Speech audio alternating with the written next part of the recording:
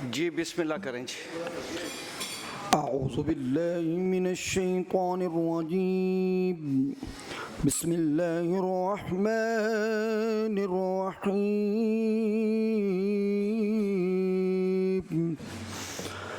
قل أعوذ برب الفلق من شر ما خلق ومن شر غاسق إذا وقب ومن شر النفاثات في العقد ومن شر حاسد إذا حسد صدق الله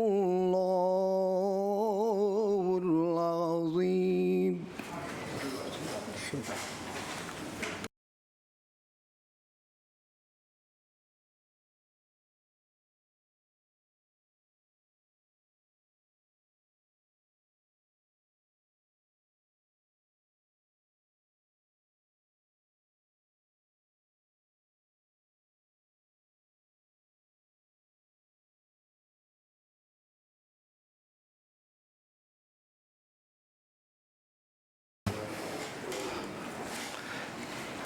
जज़ाकल्लाह जी, thank you very much.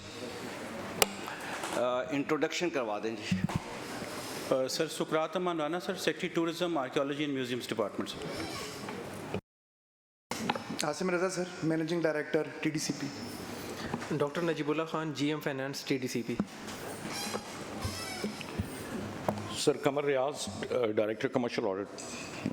Ji Mohammad Aslam Kesrani, audit officer DG commercial audit. Sir financial adviser finance department. अस्सलाम वालेकुम sir, Shahzad Aziz Khan DG audit Punjab. अस्सलाम वालेकुम, Mushahid Bloch deputy director DG audit Punjab. Pakeeza Aziz assistant director civil audit Punjab. Thank you जी। Honourable मेंबरान से मैं रिक्वेस्ट करूंगा introduction का। Ghazali Saleem Bhatt ji, PP 146 MP। Rao Kashif Raheem, MPS Samundri, district Faisalabad.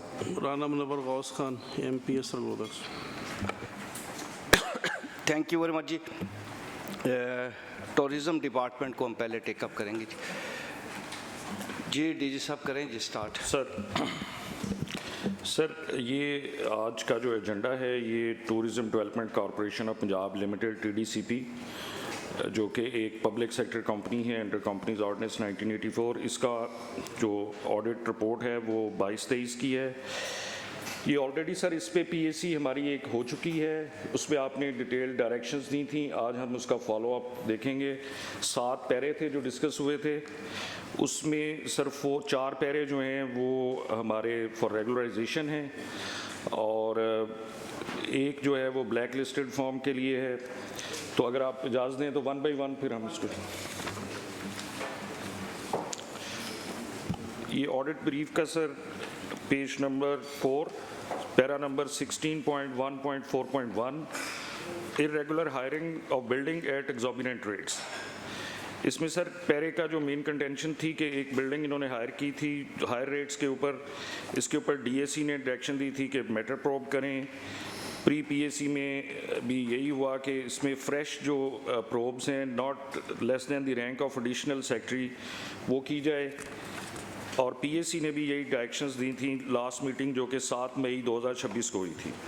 Department ने सर फ्रेश प्रोब्स कर ली हैं और प्रोब की रिकमेंडेशन ये है कि इसमें जो इरेगुलरिटी कमिट हुई है उसकी रिस्पॉन्सिबिलिटी फ़िक्स की जाए, और दूसरा ये है कि ये जो चूँकि हो चुका है काम इरेगुलरिटी, तो इसकी ex post facto approval from the competent forum ली जाए। तो मेरी रिक्वेस्ट है कि सेक्रेटरी साहब इस पे जी सेक्रेटरी साहब सर बस इसमें एक बात ही क्लियर कर दें सर। जब आपकी प्रोब रिपोर्ट में ये बात क्लियर हो गई है कि इसमें रेगुलेटरीज भी हुई हैं, जो बेसिक एज़ पर लॉज जो NOCs रिक्वायर्ड थे वो नहीं लिए गए, तो फिर ये अब जो एक्स पोस्ट हम अप्रूवल लेना चाहते हैं सर, क्या ये जस्टिफाई है एज़ पर लॉ? सर इसके साथ दो ही, अब क्योंकि ये फेट अकम्पली है तो दो ही चीज़ें सर एक तरह हो सकती है। एक तो ये है कि जो जिन्होंने ये हरकत की उनके खिलाफ डिसिप्लिनरी प्रोसीडिंग की जाए, वो हमने कह दिया है, वो स्टार्ट हो गई है सर। दूसरा ये है कि इसको फाइनेंस डिपार्टमेंट जो है वो रेगुलराइज करे through the board of directors, जो है सर ये रेगुलराइजेशन के लिए भेज दिया जाएगा। फाइनेंस इसमें देखना चाहेगा अगर कोई उसकी अंडरस्टैंडिंग हुई नहीं सुकरात भाई, sir my question is this कि भी जब एक इनलीगैलिटी हुई है तो कौन सा लॉ है जो फाइनेंस या बीओडी को इजाज़त देगा कि वो जो चीज़ें रिक्वायर्ड थी एज पर लॉ और वो नहीं हुई, वो उसको इजाज़त देगा? लॉ का कौन सा सेक्शन एप्लीकेबल होगा यहाँ पे? सर इसमें देखिए, अगर बिल्कुल हम थ्रेटिकली एकेडमिकली चलें सर, तो ये सेक्शन 32 कंपनी है सर। सेक्शन 32 कंपनी जो है is governed bye SECP and the corporate governance rules 2017। उसके तहत तो सर ये जो कंपनी का बोर्ड है वो फुली एम्पावर्ड है कि अगर किसी जगह पे जाके वो रेंट ज़्यादा देना चाहता है, कम देना चाहता है, बोर्ड यूजुअली एम्पावर्ड होता है कंपनीज़ का। हम सरकार की बात नहीं करते, हमारे पे तो होता है कि हमने एक्साइज से सर्टिफिकेट लेना है, हमने। सुकरात भाई, प्रायर या आफ्टर? Sir prior. तो ये हमारे पास तो जो सब्जेक्ट मैटर है ये आफ्टर का है जी, ठीक है ना। तो आपकी तरफ से और जो ऑडिट की तरफ से ब्रीफ में जो रिकमेंडेशंस हमें भिजवाई गई हैं सर, उसमें एक रिकमेंडेशंस ये भी हैं कि ये बोर्ड को भिजवा दिया जाए जी, ठीक है ना। बस एक सिंपल क्वेश्चन यही है कि भाई क्या बोर्ड इस हालात में कानूनी तौर पे ये करने का? कंपनीज ऑर्डिनेंस जो कंपनीज एक्ट 2017 के तहत बोर्ड एम्पावर्ड होता है रेगुलराइज करने का। एनी सॉर्ट ऑफ मिसगिविंग वो वेव ऑफ लोन भी कर सकता है, वो लॉसेस को भी वेव ऑफ कर सकता है। बोर्ड अपनी कैश बुक्स में लेकिन ये रिफ्लेक्ट करेगा। जी फाइनेंस क्या कहेगा इस पे? जी सर, इसमें अगर आप देखें ना तो इरेगुलरिटीज़ ये नीचे तीन चार लिखी हुई हैं पहले लेफ्ट साइड पर कॉलम के अंदर पेज 1 के ऊपर। ये वो सब चीज़ें हैं जो हमारे रूल्स का हिस्सा हैं जो रेंट ऑफ बिल्डिंग से पहले होनी चाहिए थी। एक मिनट, शेख साहब तशरीफ लाए हैं, सेक्रेटरी स्पेशलाइज्ड हेल्थ, आप आगे आ जाएं। अजमत भाई आप आगे आ जाएं।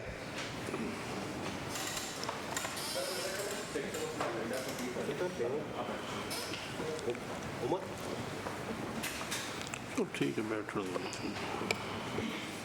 इसमें जो 5 ऑब्जर्वेशंस लगाई हुई हैं सर, तो शेख साहब आप इसके बारे में क्या फरमाते हैं? 5 इनको आपने बोर्ड से मंजूरी ले ली इसकी? सर उसी मंजूरी के लिए आपके पास तशरीफ लाए हम कि आप ओके करेंगे तो हम बोर्ड के सामने पेश ये करेंगे। सर आप ये अलाउ कर सकते हैं कि इसको बोर्ड के सामने पेश किया जाए और वो रेकमेंड करेगा फाइनेंस डिपार्टमेंट को आगे ताकि ये रेगुलराइज हो सके। अच्छा सुकरात भाई, sir is it a procedural mistake? It's a procedural mistake. Procedural जी जी, ऑडिट क्या कहेगा? एम्बेजलमेंट नहीं है, प्रोसीजरल मिस्टेक। प्रोसीजरल जी मिस्टेक। सर हमारा मुद्दा बुनियादी तौर पे यही है कि अगर कोई चीज़ रूल्स रेगुलेशंस में रिक्वायर्ड होती है और अगर वो कोई अफसर उसको पूरा नहीं करता या कोई भी कॉम्पिटेंट अथॉरिटी, तो हम आपके सामने पेश करते हैं। इस पर डिपार्टमेंट हमारे साथ एग्री कर रहा है कि ये नहीं हुई चीज़ें, ऑडिट पॉइंट ऑफ व्यू बिल्कुल ठीक है। अब हमने आगे चलना है। एक तो ये है कि इसमें जो जिम्मेदारान थे उनके खिलाफ कार्रवाई की जाए जो भी अप्रोप्रिएट बनती है, और दूसरा ये जो कॉम्पिटेंट फोरम है उसके नॉलेज में लाया जाए कि ये उसके ऊपर डेलिब्रेट करे कि ये आइंदा ना हो। और अगर वो समझते हैं तो फिनेंस को भेज दें, अगर वो समझते हैं कि ये रेगुलराइज नहीं हो सकता तो इट्स देयर प्रोरोगेटिव। तो PAC मेरी जो रिकमेंडेशन है PAC को ये है कि स्ट्रिक्ट डायरेक्शंस दी जाएं कि जो रूल्स लॉज हैं रेंट ऑफ बिल्डिंग के हवाले से उनको स्ट्रिक्टली फॉलो किया जाए, और इस पर्टिकुलर जो इरेगुलरिटी है इसके जिम्मेदारान के खिलाफ एक्शन लिया जाए और फ्यूचर में इसको इंश्योर किया जाए कि ऐसी इरेगुलरिटी इनकर ना हो। इस पे अभी अलहदा हम आपसे एक मीटिंग करेंगे सर। हम नया एक फॉर्मेट इसी ही फोरम से लेके आ रहे हैं और तमाम डिपार्टमेंट्स के एक मिनट में सर मुझे बात तो कर लेने दें। यानी यूनानिमसली इस फोरम की 3 राय हैं। एक तो ये है कि जो लास्ट 3 इयर्स हैं इनका परफॉर्मेंस ऑडिट करवाया जाए तमाम डिपार्टमेंट्स का। सेकेंडली वर्ड क्या यूज़ करते हैं आप, physical audit, forensic audit forensic audit हो।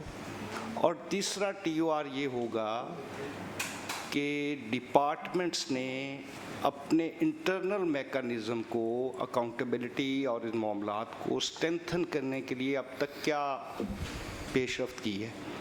ये है हमारे एजेंडे में, लेकिन क्योंकि ये बैठ के करने वाली बात है, उसमें आपका रोल बहुत ज़्यादा होगा, तो वो अलग फिर आपसे बात करेंगे बैठ के। जी शेख साहब। सर बस शुक्रात भाई, एक मिनट। जी जी मेंबर साहब। Sir, The probe committee found that mandatory procedure requirements, NOC and certification were not obtained. जी सर। अगर हमने ये बताना है तो हेड ऑफ डिपार्टमेंट को खुद चाहिए था ये करना। प्रोब ये प्रोब कमेटी ये प्रोब रिपोर्ट है सर। नहीं किया गया। क्या महकमे ने नहीं देखा जब ये हो रहा था? महकमे ने सर प्रोब में ये पहले आपको मैं बताऊं तो पिछली पीएससी के अंदर जी। टीडीसीपी ने खुद प्रोब किया था, जिस पे मैंने ये कहा था कि सर ये मुनासिब नहीं है कि टीडीसीपी खुद ही प्रोब करे और अपने आप को एग्जॉनरेट कर ले, जिसके सिलसिले में फिर हम लोगों ने, डिपार्टमेंट ने अलहदा प्रोब किया, उसमें ये अग्री किया विद ऑडिट के इसमें ये इरेगुलरिटी प्रोसीजर की हुई है और इसमें जिन्होंने ये इरेगुलरिटी की है उनके खिलाफ डिसिप्लिनरी प्रोसीडिंग होना चाहिए। और अब क्योंकि ये फेट कंपली हो चुका है, चीज़ हो चुकी है और ये शिफ्ट भी हो चुके हैं दूसरी बिल्डिंग में, उसको मैं अनडू तो नहीं कर सकता। ये कर सकता हूँ कि आइंदा के लिए इस पे जो है वो कॉग्निजेंस ली जाए कि कभी ऐसा दोबारा ना हो, और दूसरा ये कि ये रेगुलराइजेशन के लिए बोर्ड के थ्रू फाइनेंस डिपार्टमेंट को पेश किया जाए। चल इसमें ऐसा करते हैं जी, जो आपकी प्रोब रिपोर्ट है जो डिपार्टमेंट ने की है सर, जो रिस्पॉन्सिबल हैं उन पे रिस्पॉन्सिबिलिटी फिक्स करके जी सर, जो उनके अगेंस्ट कार्रवाई बनती है वो इनिशिएट करवाएं आप, और सेकंड ये आप भिजवाएं रेगुलराइज होने के लिए। थैंक यू वेरी मच जी। Next sir, page number 7 audit brief का para number 16.1.4.2, irregular expenditure due to unjustified retention of daily wage employees beyond admissible limit, 18.288 million।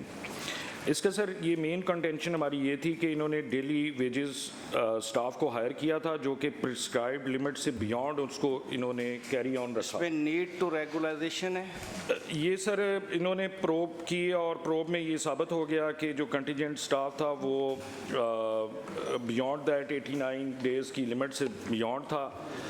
और अब ये है कि सर इसको भी रेगुलराइज ही होगा, क्योंकि ये अब मौजूदा सूरत हाल उन कंटिजेंट स्टाफ की क्या है वो तो सेक्टर साहब बताएंगे, लेकिन हम ये कहते हैं कि ये आइंदा ऐसा ना हो कि ये जो एम्प्लॉइज़ हैं डेली वेज ये 89 डेज से बियॉन्ड आप इनको नहीं रख सकते। अगर आपने रखना है तो फ्रेश आप उसका दोबारा प्रोसीजर इख्तियार करेंगे।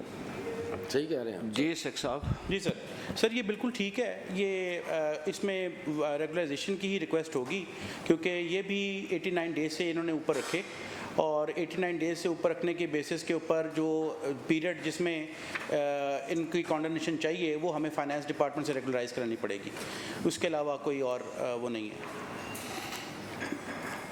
जी फाइनेंस से पूछ लें। जी फाइनेंस क्या कहते हैं? सर रेगुलराइज हमने कर दिया, क्योंकि आपने रिजॉल्व कर दिया था मैटर। जी आज ही सर हमने किया, क्योंकि बजट की वजह से बहुत बिजी। रेगुलराइज हो गया है? जी सर हो गया। तो फिर सेटल नेक्स्ट। जी सर। क्यों जी ऑडिट? जी सर, हाँ, अगर फाइनेंस कह रहे हैं तो हम इसको रेगुलराइज कर फिर सेटल जी। नेक्स्ट आ जाए। Next sir, page number 10 16.1.4.3 inadmissible payment of honorarium and deputation allowance to the officers 2.5। अच्छा सर, इसमें लास्ट मीटिंग में कहीं वो ये डिस्कस हो गया था कि इसमें प्रोब करें। इसमें हमने सर वेरीफाई किया, इसमें एक ऑफिसर थे वो उनके पोस्टिंग ऑर्डर हुए थे, वो डेपुटेशन अलाउंस लेते रहे, उनकी रिकवरी हो गई है सारी, उनसे हमने कर लिया, वो डेपुटेशन अलाउंस इनएडमिसिबल था। दूसरा था ऑनरेरिया का कि ऑनरेरियम इन्होंने 2 दिए 1 साल में, तो उस पे मेरा ज़ाती तौर पे ये ख्याल है कि वो बोर्ड एम्पावर्ड है, बोर्ड अगर समझता है कि किसी employee now what is the recommendation of the audit? Recommended for settlement है sir. And department sir recommended for settlement. Finance क्या कहेगा इस पे? सेटलमेंट इनके जो सर्विस मैटर्स हैं उसके अंदर लिखा हुआ है कि 1 एमडी और 2 चेयरमैन दे सकते हैं, तो ये 2 दिए हैं। चलिए सेटल। नेक्स्ट आ जाए। Next sir, page number 12 16.1.4.4 irregular expenditure on printing and ticket printing. इन्होंने कुछ स्प्लिटिंग की थी 8.2 मिलियन की, हमने रिकॉर्ड वेरीफाई कर लिया। इसमें बस एक ही इतराज़ था कि इन्होंने पूरे साल में इसको प्लान करने की बजाय स्प्लिटिंग करके खर्चा किया। इसमें हमारी फिर यही रिकमेंडेशन है कि इसको फाइनेंस डिपार्टमेंट से या कॉम्पिटेंट फोरम से इसको रेगुलराइज करें। सर ये कर दिया फाइनेंस ने रिकमेंड कर दिया हुआ जी कर दिया। ये रिकमेंडेड फॉर सेटल जी। Next next sir para number 16.1.4.5 revenue loss due to non renting of Kot Mithan resort. इसमें सर हमने फ्रेश प्रोब का कहा था पिछली मीटिंग में, तो इसमें कमेटी ने इनकी प्रोब जो कमेटी है उसने ये फाइंड किया है कि कोई लॉस नहीं हुआ इसमें, और टीडीसीपी जो है ना जो ब्लैक लिस्ट करेगी जो कि एब्सकॉन्डर था जो इसमें नॉन कोऑपरेटिव वेंडर था, तो हमारी रिकमेंडेशन ये है कि ये पेपरा के साथ टेकअप करें मैटर और उसको ब्लैक लिस्ट करें, उसकी प्रोसीडिंग को फाइनलाइज करें। सर ये 19 जून को हमने टेकअप कर लिया है एमडी पेपरा के साथ, हमने लेटर भी भेज दिया उनको। ये मैसेज रेंज हट्स हैं इनको ऑलरेडी ब्लैक लिस्ट के लिए लिख भी दिया है और वो उस पर काम कर रहे हैं सर। अब ये सर सब्जेक्ट टू वेरिफिकेशन ये हम सेटल कर देते हैं। जब पेपरा इसको ब्लैक लिस्ट कर देगा तो ये automatically stand settled. On the general commitment of the secretary of the department sir क्या कहते हैं? सर आप ठीक है, वो उन्होंने बड़ी कॉन्फिडेंसली ये बात की है, तो हमें कोई इतराज़ नहीं है अगर ये मैं वैसे हम ये कह रहे हैं कि मैं ज़ाती तौर पे सुकरात साहब को जानता हूँ, वो नहीं ऐसी कमिटमेंट नहीं करेंगे। आज हैं तो वो हम ये कहते हैं कि मामला कहीं पीछे ना चला जाए, तो ज़रा फॉलो अप रहेगा कि पेपरा जो है उसके ऊपर भी प्रेशर होगा। वैसे आप जैसे मुनासिब समझते हैं सब्जेक्ट टू वेरिफिकेशन कर देते जी, कर लेते ठीक। Sir next page number 16.1.4.7 irregular award of contract and potential loss due to non awarding of branding contract of resort। इसमें सर अगेन हमने फ्रेश प्रोब का कहा था, इसमें जो प्रोब कमेटी है उसने ये दोबारा प्रोब किया है और हमारी कंटेंशन ये है कि इन्होंने ब्रांडिंग राइट्स जो हैं वो रिपीटेडली एडवर्टाइज़ किए हैं, लेकिन इनको कोई अच्छी ऑफ़र नहीं मिली जो कि इंटरेस्ट ऑफ टीडीसीपी हो। तो लेकिन कमेटी ने कंक्लूड ये किया है कि कोई रेगुलर अवार्ड ऑफ कॉन्ट्रैक्ट नहीं हुआ और जो लॉस है वो भी पोटेंशियल नेचर का है, यानी पोटेंशियल लॉस हुआ है, एक्चुअल लॉस नहीं हुआ। Duration of this para is Covid का दौर था सर, ये कोविड के दौर का पैरा है जी, कोविड के दौर है। उस दौर में ये हो नहीं सका था सर, ये ब्रांडिंग इसकी नहीं करवा सके उस दौर में सर। इन्होंने एडवर्टाइज किया था लेकिन जो ऑफर आई इनको वो इनके इंटरेस्ट में नहीं थी या वो कम थी ऑफर, तो दे डिडंट एग्री। आप डिपार्टमेंट की प्रोब रिपोर्ट क्या है? सर प्रोब रिपोर्ट है कि लॉस नहीं हुआ एक्सचेकर को। लॉस नहीं हुआ। क्या रिकमेंड करते हैं आप? सर हमारी रिकमेंडेशन यही है कि ये टाइमली कमर्शलाइजेशन करें, टाइमली अपना एक पूरा प्लान बनाएं कि जो जो रिजॉर्ट हैं वहाँ पे जो इन्होंने स्पॉन्सरशिप देनी है किसी भी ब्रांडिंग एजेंसी को, तो वो हर साल एनुअल एक उसका तरीकाकार होना चाहिए ताकि वो जो एक पोटेंशियल रेवेन्यू है जहाँ से भी को पैसा अर्न हो सकता है। साहब ये तो है फ्यूचर। जी सर, करंट मैटर पे क्या रिकमेंड? सर इसमें तो हम एग्री करते हैं इनकी प्रोब कमेटी से, क्योंकि इन्होंने फ्रेश प्रोब की है और वो कोई एक्चुअल लॉस नहीं हुआ। फाइनेंस क्या कहेगा इस पे? सर प्रोब का जो बेस है वो तो यही कह रहा है कि कोई लॉस नहीं है, तो हमें फिर उसके ऊपर डिपेंड करना पड़ता है। सेटल जी, next. Thank you. Last para, sir, page number 19, 16.1.4.8, unjustified attribution of annual profit by non-deducting withdrawals from the accumulated balances। एक इनका सर ये बोर्ड ऑफ ट्रस्टी जो है सीपी फंड ट्रस्ट के, एक इनका सीपी फंड ट्रस्ट है, उसमें से कुछ अमाउंट्स निकालनी थी, हमें इन्होंने रिकॉर्ड नहीं दिया था। तो ऑडिट की कंटेंशन ये थी कि without the absence of record we can not verify कि इसमें कोई अनोमली है कि नहीं। अब और हमने लास्ट मीटिंग में फ्रेश प्रोब का कहा था, इन्होंने प्रोब कर ली है और प्रोब कमेटी ने अवेलेबल रिकॉर्ड भी हमें दे दिया है और उन्होंने कोई रिस्पॉन्सिबिलिटी फिक्स नहीं की। हमारी रिकमेंडेशन ये है सर कि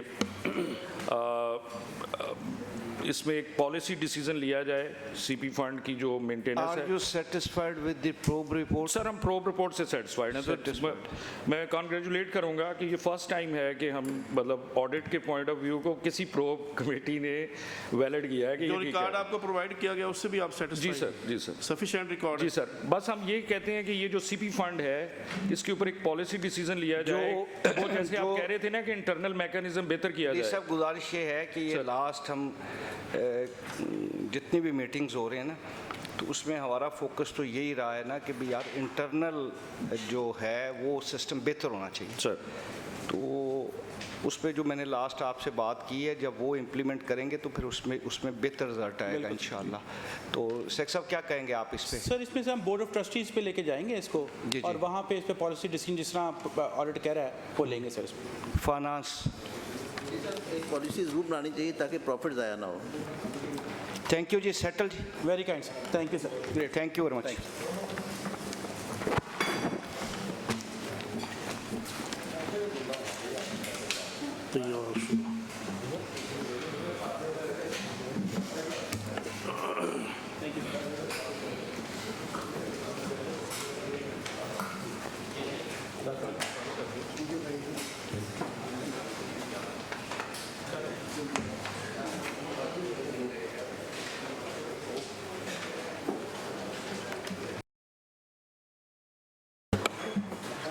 अजमत भाई कैसे हैं आप?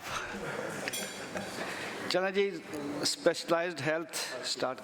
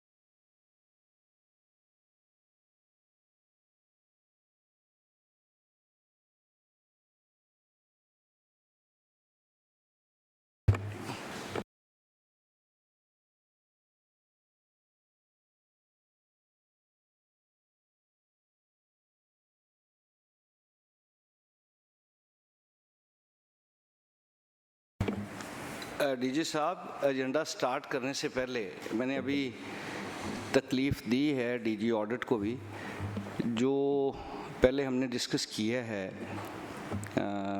कि कमेटी की यूनानिमसली इस पे है कि भी उसके लिए हमें टाइम कितना रिक्वायर्ड होगा? सर आपने एक सर परफॉर्मेंस ऑडिट की जो बात की है, तमाम इदारों तीन TORs होंगे। जी sir. Number 1 performance audit, number 2 forensic audit, और नंबर 3 के भी इंटरनल जो मैकेनिज़्म को स्ट्रेंथन करना है उसके लिए डिपार्टमेंट क्या कर रहा है? इस 3 पॉइंट्स पे? सर इसमें मेरी एक सबमिशन है, आप जब सर बात कर रहे थे तो आप वो फिजिकल वेरिफिकेशन की बात कर रहे थे। Basically sir that is forensic audit एक डिफरेंट बॉल गेम है। वहाँ पे सर जहाँ पे क्रिमिनल एक्टिविटी कोई हुई हो वहाँ पे सर फिर फॉरेंसिक ऑडिट किया जाता है और उसकी सर एक डिफरेंट मेथोडोलॉजी है। तो मेरा सर ज़ाती ख्याल है कि आप जो सर फरमा रहे हैं उससे जो मैंने अखज़ किया है वो है कि परफॉर्मेंस एस्पेक्ट्स देखना चाह रहे हैं सर आप, एक उसकी एसेट्स की फिज़िकल यूटिलाइजेशन एंड वेरिफिकेशन की बात कर रहे हैं सर, और तीसरी चीज़ सर आप इंटरनल कंट्रोल्स के हवाले से। तो इसके ऊपर सर ऑडिटर जनरल जो अभी इनकम्बेंट ऑडिटर जनरल साहब हैं सर, उन्होंने पूरी रिपोर्टिंग मेथडोलॉजी चेंज कर दी है सर।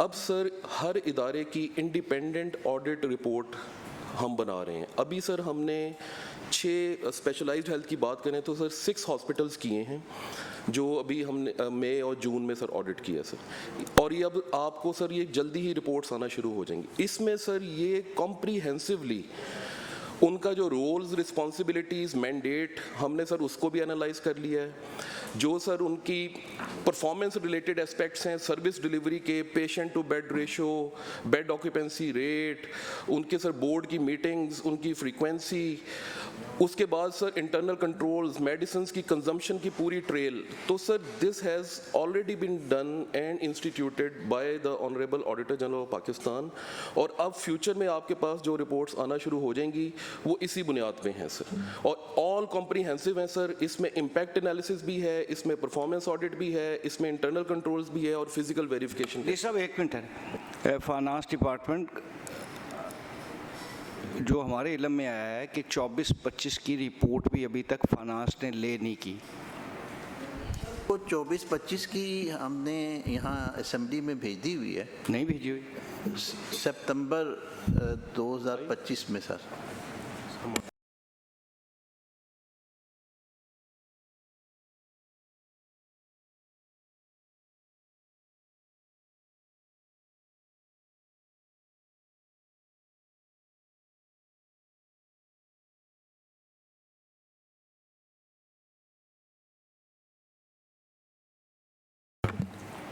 फाइनेंस की तरफ से भिजवा दी गई हुई है, हाउस में ले कर दी हुई सर? नहीं, हमने सेक्रेटरीट में आ गई हुई है। सितंबर 2025 की भेजी हुई है सर, लेकिन अभी हाउस में ले नहीं हुई।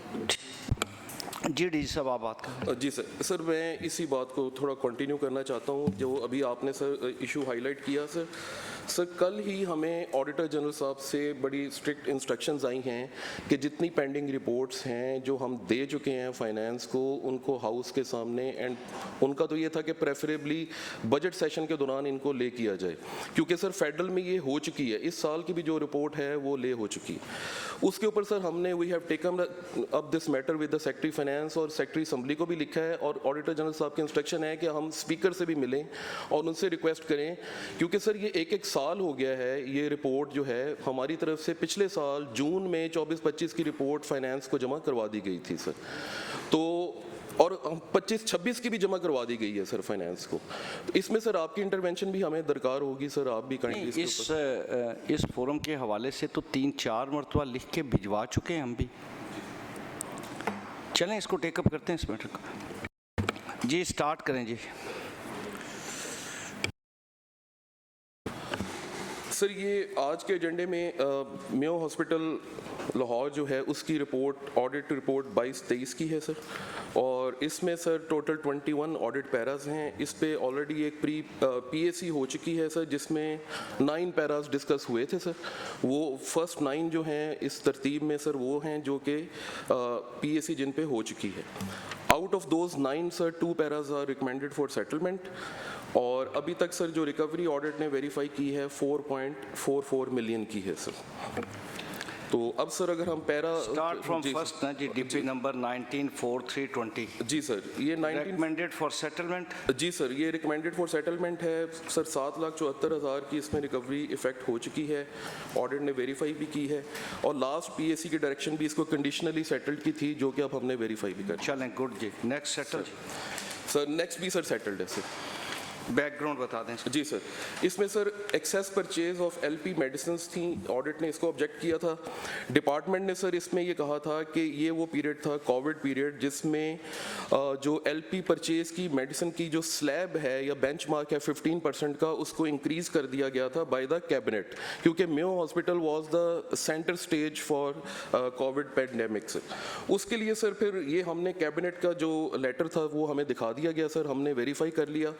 तो इसके ऊपर प्रोब होने के बाद ये सर हमें दिखा दिया और हमने वेरीफाई कर लिया सर। चलें जी, सेटल नेक्स्ट आ जाए जी। नेक्स्ट पैरा सर 19433 है, page number 10 of the working paper है सर, और ये non recovery of outstanding dues from contractors defaulters हैं सर। पीएसी लास्ट पीएसी में इसको कंडीशनली सेटल किया था। ऑडिट सर इस पे 43.49 मिलियन की रिकवरी ऑलरेडी वेरीफाई कर चुका है। इसमें इशू सर सिर्फ ये था कि जो ट्रेजरी ऑफिस में या जिस हेड में ये जमा करवाए गए हैं पैसे, वो उससे क्लैरिफाई नहीं होता, वो हेड एग्जिस्ट नहीं करता, तो उस पे ये decision need clarification from finance. जी सर, जी सर। जी फाइनेंस का कहेगा जी। जो आप दे दिया कि ये मैटर जो था सिंपली था टाइपोग्राफिक की, लेकिन करेक्ट हेड में पैसे जमा हो गए हुए हैं, तो हॉस्पिटल वेरीफाई करा ले बेशक टेरी अफसर लॉ से, तो उसमें कोई इशू नहीं है। जी डी साहब। जी सर, ये बिल्कुल सेटल हो सकता है। हमने वैसे वेरिफिकेशन ऑफ रिकवरी हमने कर ली हुई है सर। सर हमारे एंड पे सर, डायरेक्टर फाइनेंस में हॉस्पिटल सना मुनीर सर, हमारे एंड पे सारी इस डॉक्यूमेंट की जो है थी CPR भी जमा हो गई है, डॉक्यूमेंट नंबर भी वेरीफाई हो चुका है। So it's my humble request इस पैरे को सेटल सर किया जाए। जी डी साहब। जी सर, हम भी चूंकि रिकवरी वेरीफाई कर रहे हैं, फाइनेंस ने भी इसको क्लैरिफाई कर दिया, तो इट्स सेटल जी। Next thank you sir. Sir next para sir 19437, page number 16 of the working paper. This para relates to non recovery of unverified amounts. इसके ऊपर सर डिपार्टमेंट ने एक थॉरो इंक्वायरी की है और उन्होंने रिसीट्स की, उन्होंने देखा है कि 38 मिलियन की आउट ऑफ 45 मिलियन जो रिसीट्स हैं उन्होंने उनको वेरीफाई किया है, और हमें अब सर सिर्फ उनकी वेरिफिकेशन फ्रॉम TO चाहिए कि क्या वो वाकई वहाँ पे जमा हो गई हैं या नहीं हुई। लेकिन सर इसमें जो इम्पोर्टेंट बात है कि 6.2 मिलियन है वो स्टिल अनवेरीफाइड है, और जो डिपार्टमेंट की प्रोब रिपोर्ट है वो इसको कह रही है कि ये एक लॉस है टू द गवर्नमेंट। अब इस लॉस के हवाले से सर डीजी साहब, एज पर ब्रीफ आपकी रिकमेंडेशन क्या है, जो ब्रीफ आपने हमें दिया है? सर हम कंप्लायंस की बात कर रहे हैं कि जो 38 मिलियन आपकी प्रोब रिपोर्ट वेरीफाई कर रही है, हमें उसकी डिपॉजिट का TO ऑफिस में वो हमें दिखा दें, हम उसको वेरीफाई कर लें कि 38 मिलियन तो डिपॉजिट हो गया, जबकि 6.2 मिलियन तो डिपार्टमेंट की अपनी इंक्वायरी रिपोर्ट ये एडमिट कर रही है कि उसका वेयर अबाउट्स का पता ही नहीं है। That has been lost. Azmat भाई, इंक्वायरी कमेटी की रिकमेंडेशन क्या है? सर इसमें ज़्यादा सर मैं इसमें सर गुजारिश ये है कि एक तो सर हमने इनको जो वेरीफाई नहीं सर हो रही है वो हमने रिस्पॉन्सिबिलिटी फिक्स की है, जो कि कंसर्न कैशियर है सर, उसके ऊपर चूँकि वो वेरीफाई भी नहीं कर सका और रिकॉर्ड भी प्रोड्यूस नहीं हुआ, और हमने सर उसको कहा कि एक तो उसके खिलाफ PW की जाए, और अलॉन्ग विद जो सर सुपरवाइजरी स्टाफ था उसके खिलाफ भी हमने रिकमेंडेशन यही दी है। कमेटी ने आपकी डायरेक्शन पे कमेटी ने जब प्रोव किया कि जी उसको भी उनको भी उनके खिलाफ भी फीड एक्शन किया जाए। नहीं, जिनके अगेंस्ट रिस्पॉन्सिबिलिटी फिक्स की गई है, कोई इंक्वायरी या कोई कार्रवाई इनिशिएट की है उनके? जी सर, हमने उसके सर पीडा के तहत सर कार्रवाई इनिशिएट जी इनिशिएट कर दी है जी। जी डीजी साहब। तो बस सर ये तो जब तक कंप्लायंस हमें उसकी दिखाएंगे, एक तो वेरिफिकेशन रिमेनिंग रिकवरी भी है सर जो वेरीफाई हो चुकी है डिपार्टमेंट ने, हमने अभी नहीं की, जो उनकी इंक्वायरी रिपोर्ट में वो 38 मिलियन के वो हमने वेरीफाई करनी है, और जो 6.2 मिलियन है उसके ऊपर इन्होंने, क्योंकि वो वेरीफाई हो ही नहीं रही, वो उसके ऊपर रिस्पॉन्सिबिलिटी फिक्स करके बंदों के खिलाफ जो भी पीडा के तहत कार्रवाई वो हमें वेरीफाई करवाना है सर। जी अजमत भाई। तो जिस तरह डी साहब फरमा रहे हैं ना कि एक तो रिकवरी की हमने दिखाना है कि रिकवर हो गया वो 38 मिलियन जिसका जिक्र कर रहे हैं। तो मुझे भी हमारे डायरेक्टर साहब बता रहे हैं कि इन्होंने तो वेरीफाई करवा लिया था, लेकिन हम DG ऑडिट के ऑफिस को भी उसको वेरीफाई करवा देते हैं। रिमेनिंग सेकंड पार्ट के जो 6 मिलियन की जिसकी बकौल इनके अभी रिकवरी नहीं हुई है, उसके हमने जिस तरह भी DG डायरेक्टर साहब फरमा रहे हैं, हमने प्रोसीडिंग्स डिसिप्लिनरी स्टार्ट कर दी हैं। अब ये रिकवरी कहना कि अब उनके खिलाफ डिसिप्लिनरी प्रोसीडिंग्स इनिशिएट हो सकती हैं सर, 6 मिलियन तो हमें किसी ना किसी तरीके से मेरे ख्याल में मान लो वो रिकवर कैसे करना है, आई एम नॉट श्योर कि अब इसके डिस्प्यूट प्रोसीडिंग्स की कंक्लूड करने के बाद ही पता चलेगा जी।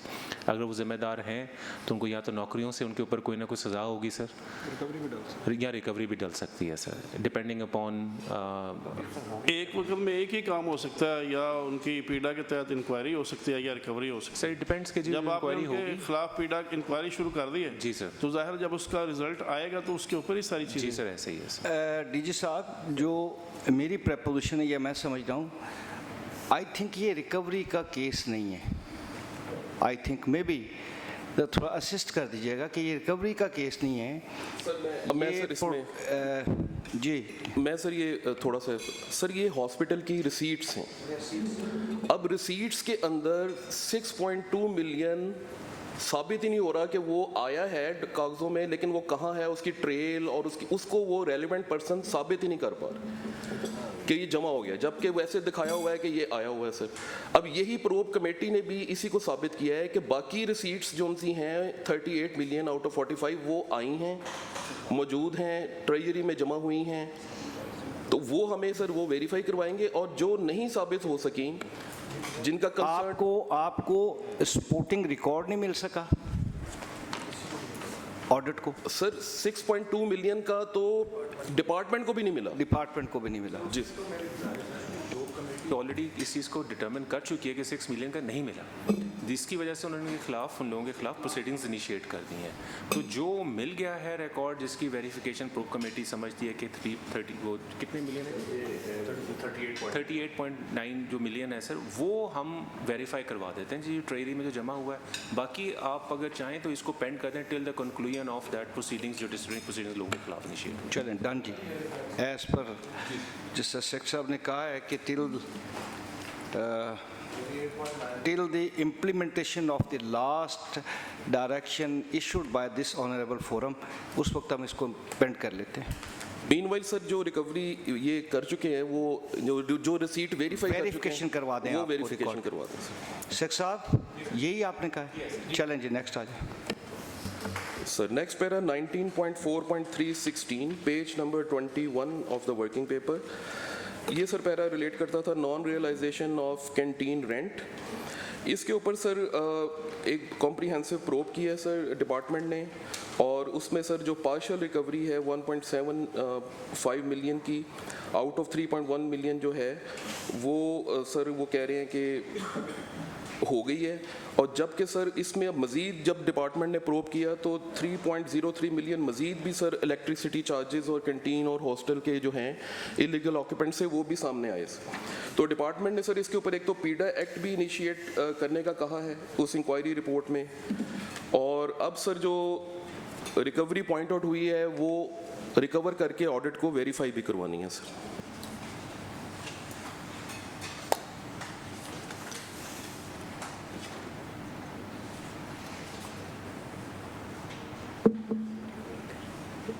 जी शेख साहब। सर ये भी तकरीबन सिमिलर केस ही है कि इसके अंदर भी प्रोब कमेटी की डायरेक्शन मिली थी, प्रोब हुआ और प्रोब थोड़ा सा डिपार्टमेंट ने माइक को जी सर।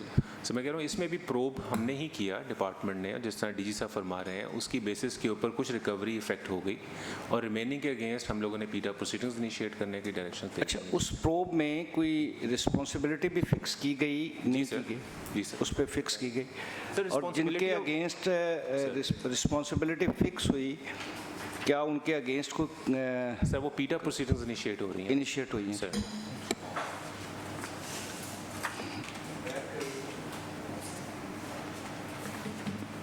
Welcome sir. साहब जी सर, इसमें तो अभी रिकवरी भी होनी है उन कॉन्ट्रैक्टर से जो कैंटीन के कॉन्ट्रैक्टर्स थे। पीडा एक्ट तो सर इनके अपने एम्प्लॉयज़ पे तो बिल्कुल लगेगा कि उन्होंने क्यों नहीं ये चीज़ उनसे रिकवर की, लेकिन रिकवरी भी इन्वॉल्व है तो वो भी इन्होंने सर इनिशिएट करनी है। जी डीजी साहब क्या कहेंगे आप? आप क्या कहेंगे इस पे? मैं सर सबमिट करता हूँ सर। इसमें सर एक तो हमारा सर वही जिस तरह रिक्वेस्ट की है जी कि हमारा पीडा प्रोसीडिंग सर स्टार्ट हो गई है और सर उसमें फिक्स की गई है हमने रिस्पॉन्सिबिलिटी एएमएस कंसर्न, डीएमएस और इंचार्ज ऑफ द कॉन्ट्रैक्ट जो एएमएस थे, और साथ सर इसकी सर 3.035 मिलियन सर रिकवरी होनी है और वो फ्रॉम दी कॉन्ट्रैक्टर होनी है और वो कॉन्ट्रैक्टर अभी तक सर इन प्लेस है। तो हमने सर प्री पीएसी में भी डायरेक्शन दे दी है टू द मेयो हॉस्पिटल के जी कि वो अभी फौरन इमीडिएटली उनसे रिकवरी कर लें सर। और ये सर आपकी डायरेक्शन थी और ये सर जॉइंट इंक्वायरी थी sir from the specialised health care, finance और सर ऑडिट, और सबका सर यूनानिमस डिसीजन यही है कि 3.035 मिलियन सर इसकी रिकवरी बनती है। कॉन्ट्रैक्टर की कुछ सिक्योरिटी वगैरह नहीं थी आपके पास? नहीं सर, वो जो कॉन्ट्रैक्टर है सर वो इस वक्त भी इन प्लेस है, उसी से रिकवरी होनी है और हमने सर प्री पीएसी में मेयो हॉस्पिटल को डायरेक्शन दी है कि कब तक रिकवरी हो जाएगी? ये माइक ऑन किया हुआ है sir. If you allow me sir, sir doctor Mudabbir MS Mayo hospital sir, इस पैरा के बेसिकली दो पार्ट्स हैं सर। हमारी मेन इमरजेंसी की एक कैंटीन है और उसकी सर 1.7 मिलियन की रिकवरी पेंडिंग थी, वो सर उनसे हमने रिकवर करा ली है। ये मेन कैंटीन का मसला, वो रिकवरी हो चुकी है? वो हो चुकी है। वो आपने ऑडिट को वेरीफाई करवा दिया है? जी सर, वो सेटल्ड है। जो मेन प्रॉब्लम है वो है 3.1 मिलियन का। सर यही सेम कैंटीन का ऑनर, हमारा एक गर्ल्स हॉस्टल है उस कैंटीन के पीछे, उस गर्ल्स हॉस्टल की कैंटीन को रन कर रहा था no profit no loss basis पे। इसकी परमिशन दी थी the then board of governors under the MTI act. उन्होंने अलाउ किया था कि जी आप इस कैंटीन को स्टूडेंट्स के लिए नो प्रॉफिट नो लॉस पे चलाएं, लेकिन उसके सर जो यूटिलिटी चार्जेस थे, जो रेंट चार्जेस थे, उसकी मद में ये कैलकुलेशन हुई है 3.1 मिलियन की, जो कि पेंडिंग है। अभी वही सेम कंट्रैक्टर हमारी इमरजेंसी की कैंटीन को रन कर रहा है। उनको सर हमने लेटर लिख दिया है 13 जून का फॉर रिकवरी। अगर सर वो विद इन 15 डेज रिकवरी हमें नहीं सबमिट कराता तो हम उसका जो करंट टेंडर चल रहा है उस पे उसको हम शो कॉज ब्लैक लिस्टिंग की तरफ चलें, इसको पेंड कर लेते हैं। विद इन 30 डेज आप इफेक्ट करवाएं रिकवरी। Right sir. नेक्स्ट जी सर, नेक्स्ट सर 19.4.41 है, page number 27 of the working paper है। इसमें भी सर पीएसी ने जॉइंट कमेटी प्रपोज की थी फॉर इंक्वायरी, और उस इंक्वायरी में सर जो रिकवरी है सर 5.38 उन्होंने सर इंक्वायरी ने इसके अंदर डिटरमिन की कि ये होनी है जीएसटी की जो इनवॉइसेस थी जिनके ऊपर जीएसटी रिकवरेबल था। और लेकिन सर ऑडिट ने जब उसको फर्दर वेरीफाई किया है तो वो 5.3 से बढ़ के 5.4 जो है आउट जो 37 बिल्स हैं उनके ऊपर वो रिकवर होनी है सर जीएसटी। तो ये भी सर रिकवरी है, इस पे डिपार्टमेंट बता दे कि कितनी देर में रिकवरी कर सकते हैं सर। सर इसको हम लोग इस अपने एजेंडे को रखेंगे बोर्ड ऑफ मैनेजमेंट की मीटिंग के अंदर, तो उसके बाद इंशाल्लाह ये हम इकट्ठी फिर इसकी करवा लेंगे रिकवरी सर, इन तमाम बिल्स की 37 बिल्स की सर। टाइम सर हमारी meeting is scheduled on this Saturday, so इंशाल्लाह इसको एज सून एज पॉसिबल मतलब हम उनको करा के, जैसे हमारा बजट आता है तो जैसे ही नया बजट आएगा जुलाई में तो उसके साथ इसकी रिकवरी में इफेक्ट कर देंगे। आप क्या कहते हैं? ठीक है, ये चूँकि इन्होंने खुद मेयो हॉस्पिटल के बोर्ड ने ही इसकी अप्रूवल देनी है, तो जिस तरह डायरेक्टर साहब फरमा रही हैं ये उसमें स्पेशल एजेंडा लेके जाएं बोर्ड के अंदर और वहाँ पे अपने एक्सपेंस को चलें जी विद इन 30 डेज 30 दिन के अंदर अंदर रिकवरी इफेक्ट करें जी। Next para sir 19.4.51 page number 33, और this para was regarding non-refund of stipends from defaulting postgraduate trainee students sir।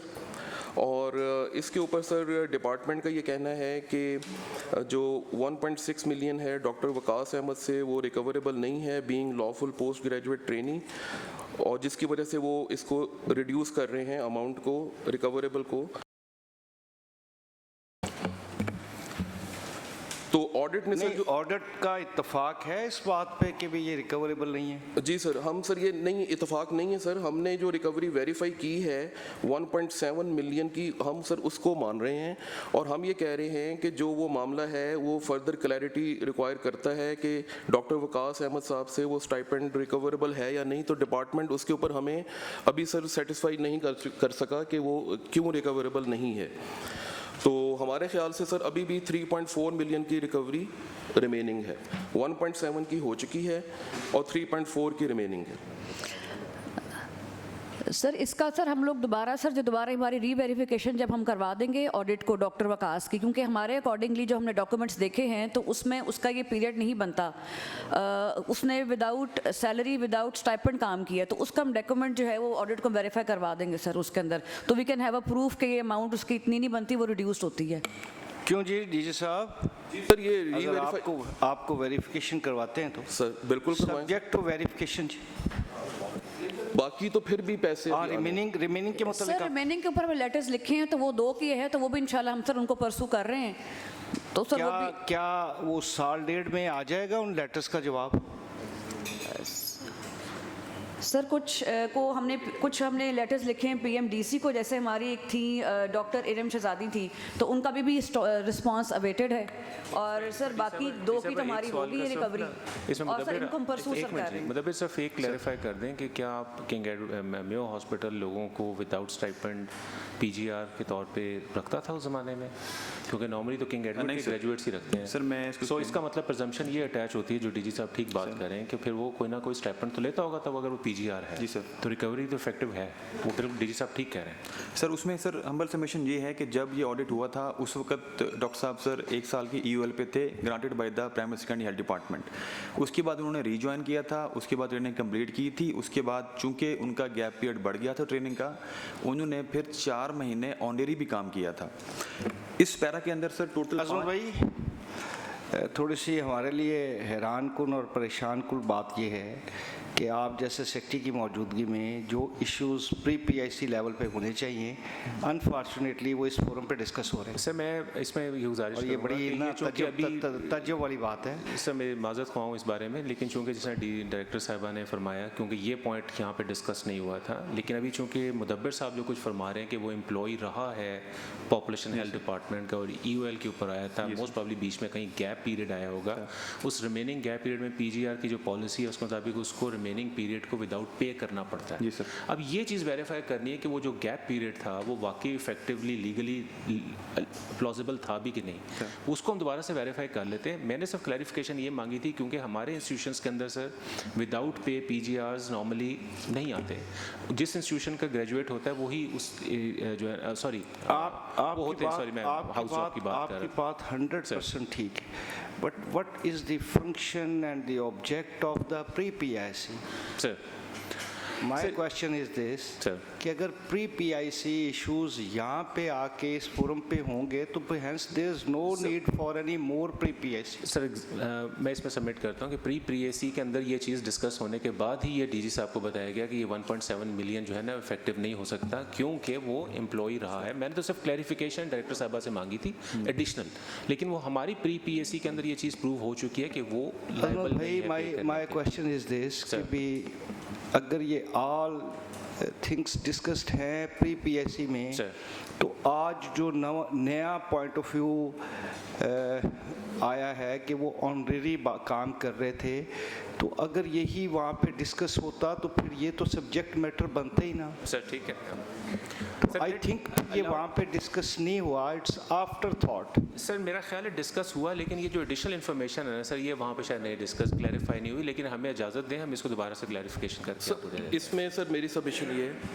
Sir, ये डिस्कस ज़रूर हुआ इशू सर, उसमें सर सिर्फ इशू ये था कि नहीं जी सर फिर जी सर मैं इस फोरम के साथ आप जाती कर रहे हैं। नहीं सर, उसमें सर ऐसा है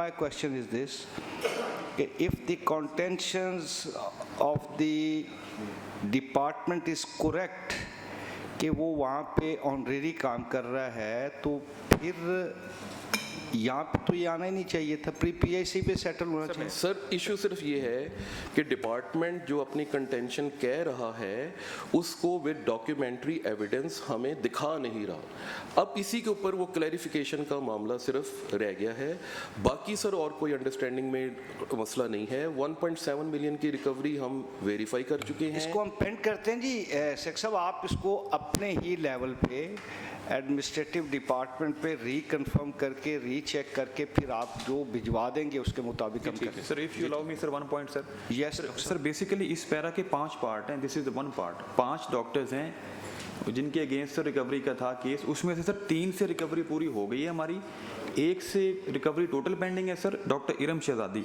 मेन सर इशू इस पैरा में डॉक्टर इरम का है सर, ये डॉक्टर वकास वाला ये पार्शल वाला है सर। इनके अगेंस्ट सर हम 6 लेटर लिख चुके हैं पीएमडीसी को for the cancellation of their licence. तो प्री पीएसी में भी ये डिसाइड हुआ था कि इसको मैटर को फर्दर फॉलो किया जाए पीएमडीसी के लेवल पे और इंश्योर किया जाए कि या तो ये पूरी रिकवरी जमा कराएं अपनी, क्योंकि इनकी रिकवरी बनती है, प्रूवन है।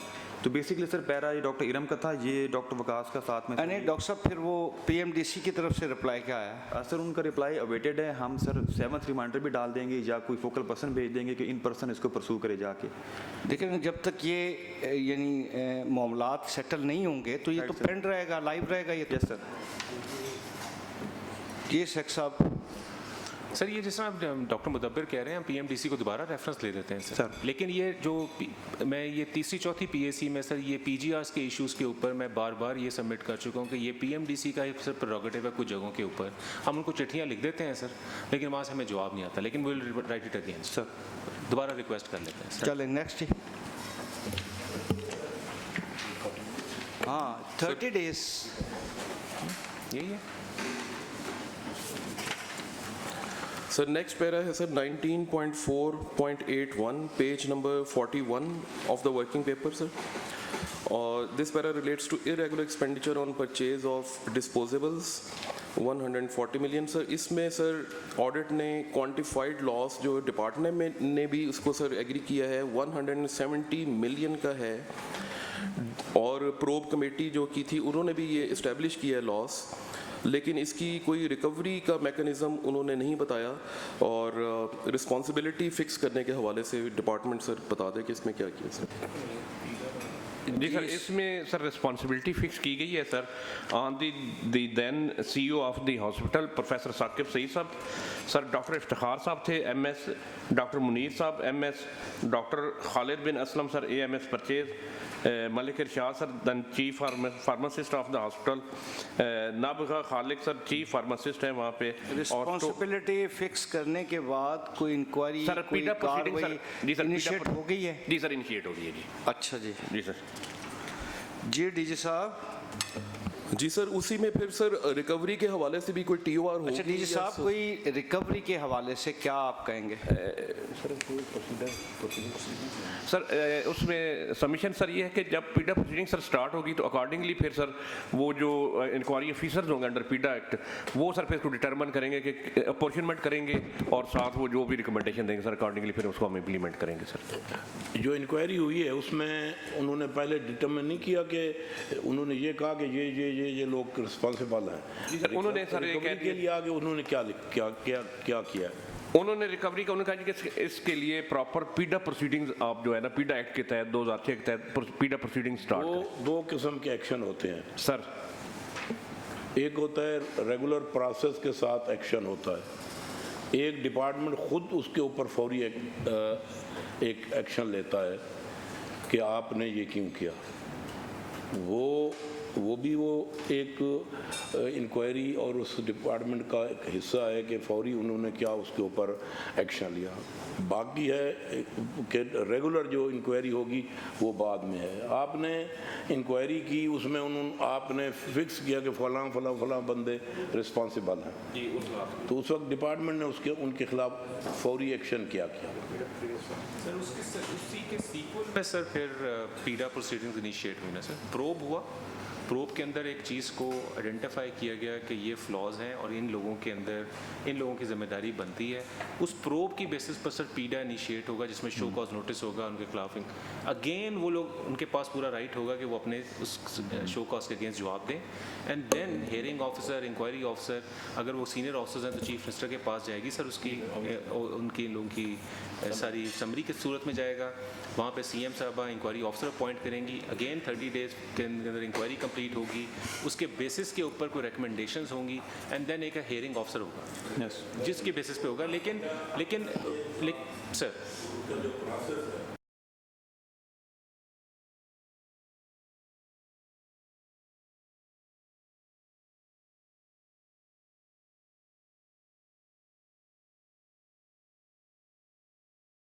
उसके केस में उसने समरी ने CM के पास ही जाना है सर, वहाँ से CM साहबा उसको अपॉइंट कर परमिशन होती है सर। कि हम इनके खिलाफ इंक्वायरी पीडा के अगेंस्ट इनिशिएट करना चाहते हैं, आप इंक्वायरी ऑफिसर इसके अगेंस्ट जो है ना वो नॉमिनेट कर दें। वो ऐसे GAD सर पैनल दे देता है और चीफ मिनिस्टर उसमें से किसी एक ऑफिसर को जो है वो नॉमिनेट कर देती हैं, वो वही करेंगे जी। एग्जैक्टली वहाँ पे वही फैसला होगा कि जी अगर चूंकि ये कल्पेबल हैं, जिम्मेदार हैं, तो उनके खिलाफ कार्रवाई जो भी डिसीजन होगा। जी सर सर सर सर बिल्कुल फिक्स करेगा सर। PSC हुई उस पे ये इनकी मीटिंग्स हुई हैं 24 में, फिर दोबारा 12-24 को हुई है और आखिरी मीटिंग हुई है जो 24/6/2026 को। तो इसमें जो लास्ट पे जो लिखा हुआ है ये चीज़ें जो ascertain loss of 170.435 million and ensure recovery from the person held responsible, it is further recommended to fix responsibility. तो ये प्रीलिमिनरी इंक्वायरी के बाद आपने PSC की है, उसके बाद इसको सेक्टर साहब भेजा आपने उधर, उसके बाद प्रोब करने के बाद फिर आपने पीडा की कार्रवाई शुरू की है। जी सर जी सर जी सर। सर ये जो लास्ट PSC हुई थी इस पे ऑडिट में आपसे ये पूछना चाह रहा हूँ कि जब ये सारी चीज़ें हुई हैं, प्रीलिमिनरी इंक्वायरी भी हुई है, PSC भी हुई है, तो फिर उसके बाद फिर ये सारे आपका क्या इसके ऊपर? सर ये सारी चीज़ें ऑडिट के पैरा बनने के बाद हुई। ऑडिट ने ये इरेगुलरिटी आइडेंटिफाई की। पिछली PSC जो मार्च में हुई उसमें डायरेक्शन आई कि इसके ऊपर कॉम्प्रिहेंसिव प्रोब किया जाए। डिपार्टमेंट ने सर वो प्रोब किया और वो सर लॉस डिटरमिन किया 170 मिलियन का। नाउ सर ये अब एक सॉर्ट ऑफ जिसको आप कह लेना कि वो ग्राउंड्स बन गए हैं कि लॉस डिटरमिन हो चुका है एक प्रोब रिपोर्ट ने, उसके बुनियाद पे सर चार्जेस फ्रेम होंगे और इंक्वायरी फिर प्रोसीडिंग स्टार्ट हो जाएगी। अच्छा शेख साहब ये जो पीडा इंक्वायरी या पीडा प्रोसीडिंग स्टार्ट हुई है कितने टाइम में ये मुकम्मल होगी? टाइम लिमिट तो आपने दिया होगा ना इसमें टाइम लिमिट नहीं, पीडा एक्ट में सारे टाइम फ्रेम दिए हुए हैं कि इतने दिन में इंक्वायरी होगी, इतने में नोटिस होगा, फलां वो पूरे इंक्वायरी ऑफिसर के पास मैंने पीडा में अच्छा मेरी ये गुजारिश है इसमें, जैसे आप फरमा रहे हैं कि ये डिटेल इंक्वायरी होगी तो उसके बाद इनके ऊपर इसके मतलब जो है जो रिकवरी है वो उस पे इख्तलाफ नहीं है। आपने इंक्वायरी की है कि ये क्यों उन्होंने किया, मतलब ये वो कर नहीं सकते थे, उन्होंने ये एक्ट क्यों किया, उनके खिलाफ एक्शन है, उनकी डिपार्टमेंटल जो है कार्रवाई है, जो मतलब जो डिपार्टमेंट में उन्होंने काम किया है। लेकिन रिकवरी पे तो कोई डिस्प्यूट नहीं है। अगर वो पैसे अगर उनके ऊपर ना बनते तो वो जो आपकी प्रिलिमिनरी इंक्वायरी थी वो उसको आपको भेजते ना, उसमें कहते कि ये रिकवरी नहीं बनती इसलिए इसके ऊपर पीडा एक्ट नहीं लग सकता। उन्होंने उस रिकवरी को तो कंफर्म करके फिर पीडा एक्ट के लिए रिकमेंड किया है, तो उसमें रिकवरी तो पीडा एक्ट के साथ तो उनके खिलाफ एक्शन होना है कि इन्होंने ये काम क्यों किया, उसके खिलाफ भाई ये इन्होंने गलत काम क्यों किया, वो तो उसको उस सज़ा मिलेगी या जज़ा मिलेगी। उनका जो एक्ट है जो उन्होंने वो नहीं कर सकते थे तो उन्होंने पेमेंट की या जो कुछ भी किया वो तो उसकी है, लेकिन रिकवरी के ऊपर तो कोई कदगन नहीं है। रिकवरी तो हो सकती है जिसको ऑडिट ने भी कंफर्म किया, प्रिलिमिनरी इंक्वायरी ने भी उसको उस पर ऑब्जेक्शन नहीं किया और उनको वेरीफाई किया कि वाकई ये काम इन्होंने गलत किया है, ये जो गलत काम है इनके खिलाफ उसका एक्शन होना चाहिए। जो रिकवरी है वो तो स्टैंड करती है। मैं नहीं समझता, इसको आप दोबारा वेरीफाई कर लें कि आया ये रिकवरी जो है वो ये पीडा इंक्वायरी के साथ लिंक्ड है या नहीं। मेरी ज़ाती राय है कि ये पीडा एक्ट के साथ, पीडा इंक्वायरी के साथ लिंक्ड रिकवरी नहीं है, पीडा एक्ट के साथ लिंक्ड है। जो उन्होंने गलत काम किया उसकी उनको सज़ा मिलनी है। मिसाल है, एक बंदा लेन देन में मर्डर कर देता है। एक बंदे ने पैसे लेने, वो जाता है, लड़ाई होती है, एक बंदा मार जाता है। वो 302 का केस अलहदा है, लेकिन जो उसकी रकम उसने देनी वो तो स्टैंड करती है।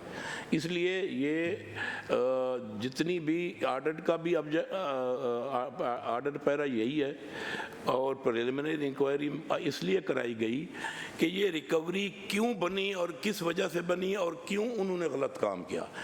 तो इसलिए मैं नहीं समझता कि आप इसको लिंक करें रिकवरी को। रिकवरी होनी चाहिए, बाकी उसके सजा जदा बाद में। जिस तरह सईद अकबर खान साहब हमारे सीनियर मेंबर ने कहा, मेरी प्रेपोजिशन थोड़ी सी डिफरेंट है इस पर। As a student of law मेरी प्रेपोजिशन ये है कि एक जो आपकी प्रिलिमिनरी इंक्वायरी है, ये जस्ट लाइक एज FIR है, ठीक है ना। अब जब पीड़ा स्टार्ट होगी तो पीड़ा में ईच एंड एवरी जो है ना एक्सपेक्ट, उसको हम देखेंगे, उसमें रिकवरी भी शामिल है। ये मेरा पॉइंट ऑफ व्यू है। जैसा ऑनरेबल मेंबर ने कहा, उन्होंने इस पे ज़रा हमें असिस्ट करे कि भी जो रिकवरी है, और मेरी प्रपोजिशन ये है कि जब पीड़ा की इंक्वायरी होगी तो उसमें तमाम मामलात शामिल होंगे।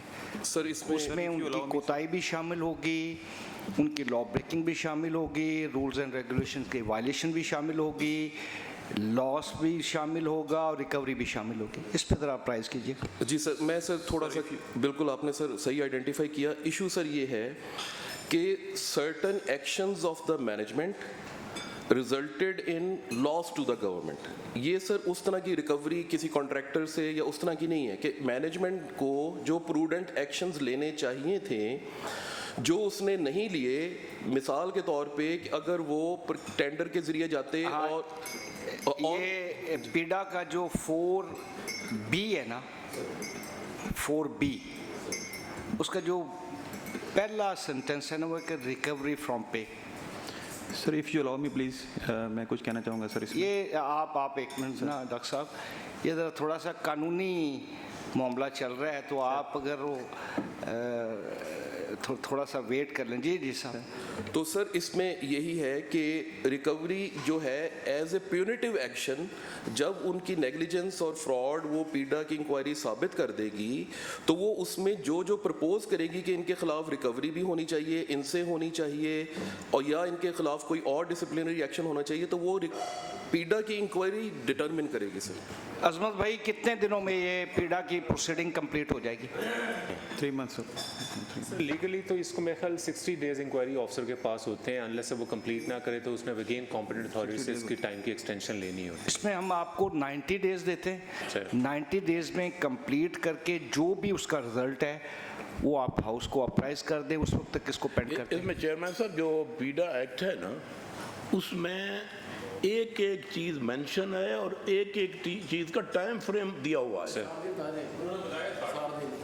ये सर कानून के मुताबिक 60 डेज रिक्वायर्ड हैं, हमने उनको 90 डेज दे दिए, और इनको डिपार्टमेंट को कहा है कि भी जब इंक्वायरी कंप्लीट हो जाए, एक मिनट अगर मौका दे देना, मेरे ख्याल में जो भी वो रेकमेंडेशन देंगे या जो भी उनकी राय होगी वो हाउस के सामने रख लें। अगर आपको उस पर डिफर होगा, हाउस उस पर नहीं होगा, इसमें एक गुजारिश है कि अप्रूवल के बाद जो भी पीड़ा एक्ट का टाइम फ्रेम है उसी में इंक्वायरी कंप्लीट करके उसकी रिपोर्ट आनी चाहिए। ये है, उसमें 90 डेज 60 डेज की बात ही नहीं है। जब आपकी अप्रूवल आ जाती है उसके बाद डिटेल इंक्वायरी शुरू होती है, उसके बाद टाइम पीरियड शुरू हो जाएगा।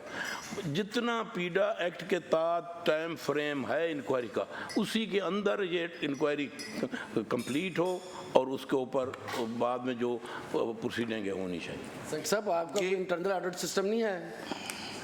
आपका महकमे का कोई इंटरनल ऑडिट सिस्टम कोई नहीं, ये तो ऑडिट ने निकाला ना, ये पॉइंट आउट किया ये केस, अगर ये ना करती तो इसका मतलब ये सब कवर था सिस्टम सर आपने बिल्कुल राइटली पॉइंट आउट किया sir. I am Sarfaraz, director internal audit. असल में सर हमारे यहाँ जो इंटरनल ऑडिट विंग है बड़ा लीन सा है सर। अब हमने स्ट्रेंथन किया है, सेक्रेटरी साहब ने हमें मज़ीद कोई 17-18 ऑडिटर दिए हैं, तो अब हम इसके ऊपर सर करेंगे। लेकिन जो प्राइमरीली सर हमारी राय है ना सर कि वो इस तरह का सर हो इंटरनल ऑडिट कि बिफोर के external audit come over there हम उसकी जो करेक्टिव मेजर्स हैं और जो इंटरनल कंट्रोल है वो स्ट्रेंथन हो। तो इंशाल्लाह सर सेक्रेटरी साहब की डायरेक्शन पे सर अब हमने इंटरनल ऑडिट चार्टर भी सर बना लिया है। हमने अपने इंटरनल कंट्रोल का ड्राफ्ट भी सर हमने तैयार कर लिया है। एक सर हमने आपस में सर उसके ऊपर डिस्कशन हो गई है सर। तो ये पीएसी की वजह से हम थोड़ा सा रुके हुए थे सर। इस मीटिंग के बाद इंशाल्लाह उसको फाइनलाइज करके हम थ्रू एग्जीक्यूटिव ऑर्डर सर हम उसको सर इंशाल्लाह करेंगे। सर हम इसके ऊपर काम कर रहे हैं सर। इंशाल्लाह आपको सर अच्छी पॉजिटिव रिपोर्ट सर आएगी इंशाल्लाह। डीजी साहब 100% जो आपने बात की, मेरा बल्कि हमारी कमेटी का इत्तेफाक है उस पर। देखें जो प्राइमरी और मेन ऑब्जेक्ट है ना पब्लिक अकाउंट्स कमेटी का, वो we are not recovery officers. यानी एक जो मिथ ये क्रिएट की है या अगर कुछ है कि हम यहाँ पे बैठे हैं डंडा लेके जी रिकवरी करें ना, हमारा जो प्राइमरी और बेसिक सब्जेक्ट है ना, हमने डिपार्टमेंट्स के इंटरनल मैकेनिज्म को स्ट्रेंथन करना है और वॉच करना है, नंबर 1। सेकेंडली क्योंकि हम पैसा दे रहे हैं, पैसा इसी हाउस से आपको जा रहा है, ठीक है, हमने आपसे परफॉर्मेंस लेनी है, प्रोग्रेस लेनी है। हमारा लास्ट सब्जेक्ट रिकवरी है, ठीक है। एक मिथ ये बन जाती है कि भाई हम यहाँ पे डंडा लेके बैठे हुए हैं, पब्लिक अकाउंट्स कमेटी का काम है कि वो रिकवरीज करवाए। पहला सब्जेक्ट उसका ये है कि डिपार्टमेंट के जो अपना इंटरनल उनका अकाउंटेबिलिटी का मैकेनिज्म है वो स्ट्रेंथन होना चाहिए, मजबूत होना चाहिए। बहरहाल नो डाउट जब से अजमत भाई तशरीफ़ लाए हैं एज आ सेक्रेटरी, दूसरी तीसरी मीटिंग तो हो गई है, चीज़ें इम्प्रूवमेंट की तरफ जा रही हैं और मज़ीद अच्छी जानी चाहिए इसमें। चलें जी नेक्स्ट। सर मैं एक मिनट। नहीं नबील भाई आपने करनी समय नेक्स्ट जी जी सर एक लम्हे के लिए सर मियो हॉस्पिटल एक ऑटोनमस इंस्टीट्यूशन है। इनको प्रोक्योरमेंट के लिए बजट इनका अपना मतलब प्रोविंशियल गवर्नमेंट देती है, लेकिन प्रोक्योरमेंट ये खुद करते हैं। इंटरनल ऑडिट का फंक्शन हॉस्पिटल के अंदर कौन परफॉर्म कर रहा होता है सर? डायरेक्टर फाइनेंस आपके सामने बैठे हुए हैं। अब गुजारिश ये है कि अगर 170 मिलियन, अब रोल हमारे पास कब आया?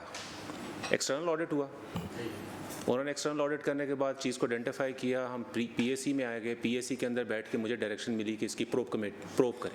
प्रोब करने के बाद पता चल गया कि हॉस्पिटल के 3-4 लोगों ने ही गलत काम किया।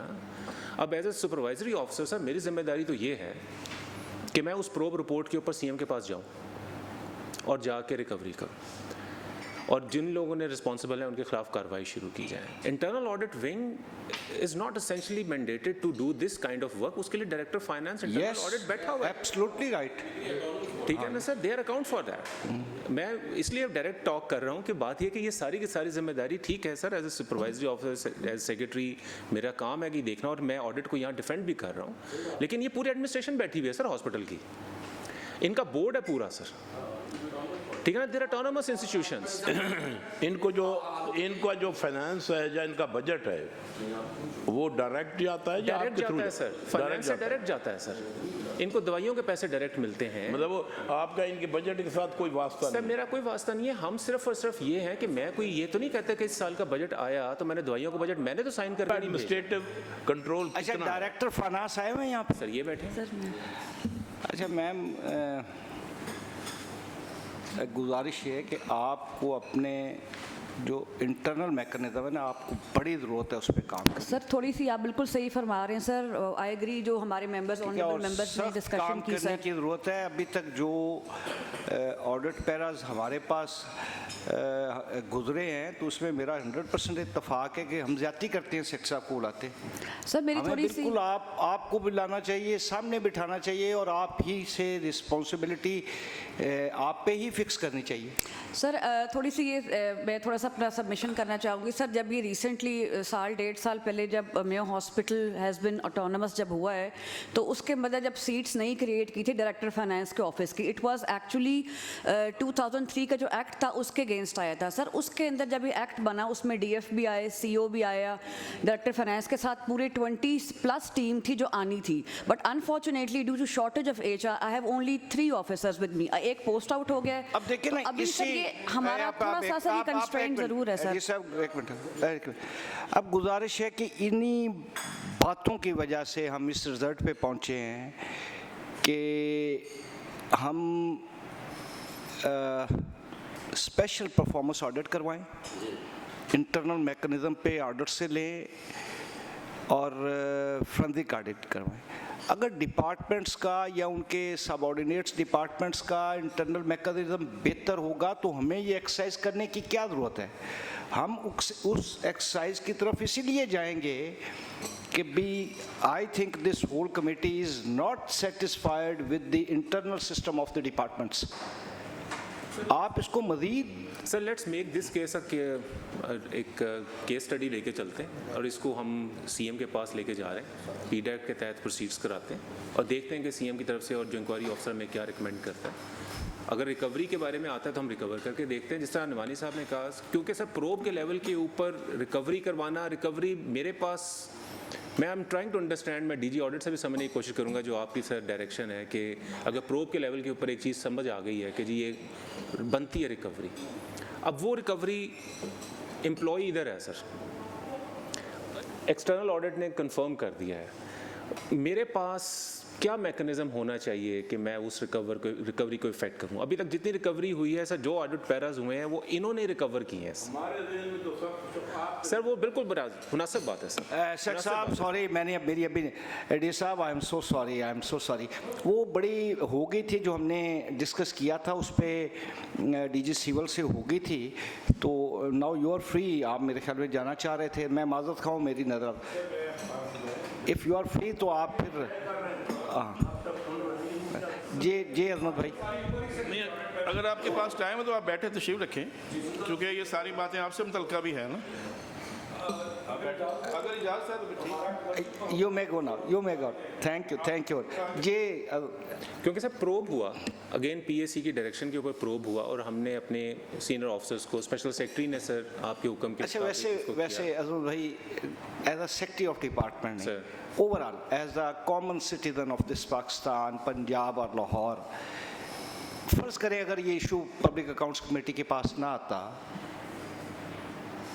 तो ये वैसे ही था जैसे पड़ा हुआ था, वैसे ही था। तो क्या PAC का ये काम है कि भाई वो काम जो डिपार्टमेंट को खुद करने चाहिए? सर मैंने वो गुजारिश की ना सर कि जो इंटरनल ऑडिट का मैकेनिज़्म हुआ, अब ये चीज़ें सर ऐसी डिस्कशन है कि जिसके ऊपर कल भी मैं इंटरनल ऑडिट के हमारे जो डायरेक्टर साहब से बात कर रहा था कि 2 साल पहले गवर्नमेंट ने बहुत सारे मतलब एक्सपेंस वगैरह जो उठाते हैं हम हॉस्पिटल्स के अंदर, चूँकि हॉस्पिटल्स को डायरेक्ट पैसे ट्रांसफ़र हो रहे होते हैं और हॉस्पिटल से इन्फॉर्मेशन लेने के बाद हम उनको रिकूप भी कर रहे होते हैं बहुत सारे पैसों को। अच्छा अजमत भाई, इसमें सॉरी मैं आपकी बात करूँ, मोस्टली जो नज़र से गुजरी है ना जी, जहाँ पे STAC नहीं है ना वहाँ पे ये मामलात बहुत ज़्यादा है और वो मैंडेटरी प्रोविजन है। अब देखिए हम ये फोरम इनिशिएट कर दे उसके खिलाफ जिसने STAC नहीं की, जो कि मैंडेटरी प्रोविजन है और करनी चाहिए आपका, यानी सिस्टम ही वहाँ से स्टार्ट होता है। तो मोस्टली इन केसेस में STAC नहीं है। अगर STAC प्रॉपरली टाइम पे उस मैंडेटरी प्रोविजन को हम अडॉप्ट कर लें तो शायद ये वहीं पे मामला सेट हो जाए। चलें जी नेक्स्ट आ जाए sir. Next audit para sir 19.4.83 page number 49 है सर। ये सर पैरा पर्टेन करता है कि जो मेडिसिन्स ली गई हैं उन पे जो डिस्काउंट लिया गया है, ऑडिट का ये कहना है कि जो मैंडेटरी तो था 6%, डिपार्टमेंट ने 6.3 से लेके 6.4% तक डिस्काउंट लिया है, लेकिन उसका जो बेंचमार्क है कि किस प्राइस से वो 6.3% कैलकुलेट किया है विच इज़ MRP, वो सर हमें डिपार्टमेंट नहीं दिखा पा रहा ताकि डिटरमिन हो कि ये 6.3% किस बेंचमार्क से आपने लिया है। ये आप 194696 की बात कर रहे हैं? 19.4.85 पेज नंबर 49 पे सर।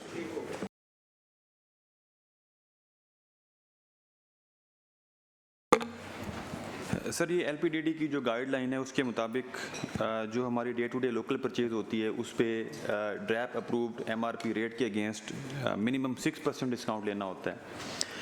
उसमें सर ऑडिट ने ऑब्जर्वेशन दी कि ये जो हम 6.3% का डिस्काउंट ले रहे थे उनसे तब वो रिपीटेडली वही सेम ही चलता आ रहा है। हमारा पॉइंट ऑफ व्यू ये था कि ये सर्कुलेट कर रहा था between 6.3 and 6.4 and in some cases up to 8%। उसका सर हम सारा रिकॉर्ड भी साथ लेके आए हैं for verification and we are also here with the certificate in that loop.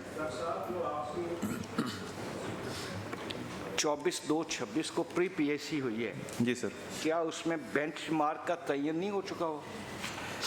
Sir उसमें प्री PAC में सर हमें ये डायरेक्शन दी गई थी कि आप सारा रिकॉर्ड प्रोड्यूस करें और हमें एक सर्टिफिकेट दें जो ये असर्टन करे कि ये जो डिस्काउंट दिया गया था 6.3% ये कांस्टेंट नहीं चला था, ये फ्लक्चुएटिंग था और उसका आप हमें अमाउंट के हिसाब से आप हमें जी साहब अगर रिकॉर्ड आपको वेरीफाई करवा दें तो फिर। सर मैं थोड़ा सा रिफ्रेश कर देता हूँ ऑडिट मेरा। सर ये जो लोकल परचेज का एक सिस्टम है, ऑनलाइन PITP का पोर्टल है सर। ये सिस्टम आने से पहले हॉस्पिटल्स मेडिसिन पे 10 से 20% डिस्काउंट लिया करते थे। अब जब ये सिस्टम आया तो इसमें सर इन्होंने एक ही कांस्टेंट स्ट्रीम 6.3, 6.2 जो मिनिमम के करीब रखकर उतना ही जो अलाउड था कि इससे मिनिमम लेना है। जो लोकल परचेज होती है, जो local purchase sir through tendering होती है या नहीं सर? टेंडरिंग नहीं सर, ये तो वो सर डिस्क्रिप्शन है इनकी, डे टू डे बेसिस पे LP ली जाती है। कोई लिमिट भी है भी इतने तक local purchase? Sir 15% total budget का जो है ना वो कर सकते हैं ये। Total budget of medicine sir. अच्छा DG साहब इसका प्री PAC डिसीजन क्या हुआ था? प्रोडक्शन ऑफ रिकॉर्ड है और प्रोडक्शन हम वही बात कह रहे हैं कि आपने ठीक है, आप कह रहे हैं फ्लक्चुएटिंग डिस्काउंट है तो आप हमें वो बेंचमार्क बताएं कि वो डिस्काउंट किससे कैलकुलेट किया, रेफरेंस पॉइंट क्या है। That reference point is MRP। तो हमें सर वो डिस्काउंट के वो MRP दिखा दें हम सर पहले को। Sir we have the documents available, हमने वो कल मंगवा के साइन भी करवा लें। We have all the nexts available. जो डिस्काउंट था 6 था, 6.3, 6.4 sir we have prepared it. तो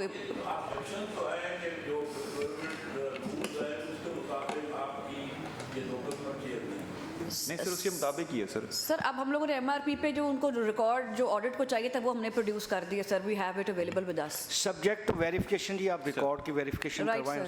नेक्स्ट आ जाएं। नेक्स्ट मेरा सर 19.4.811 पेज नंबर 54 सर।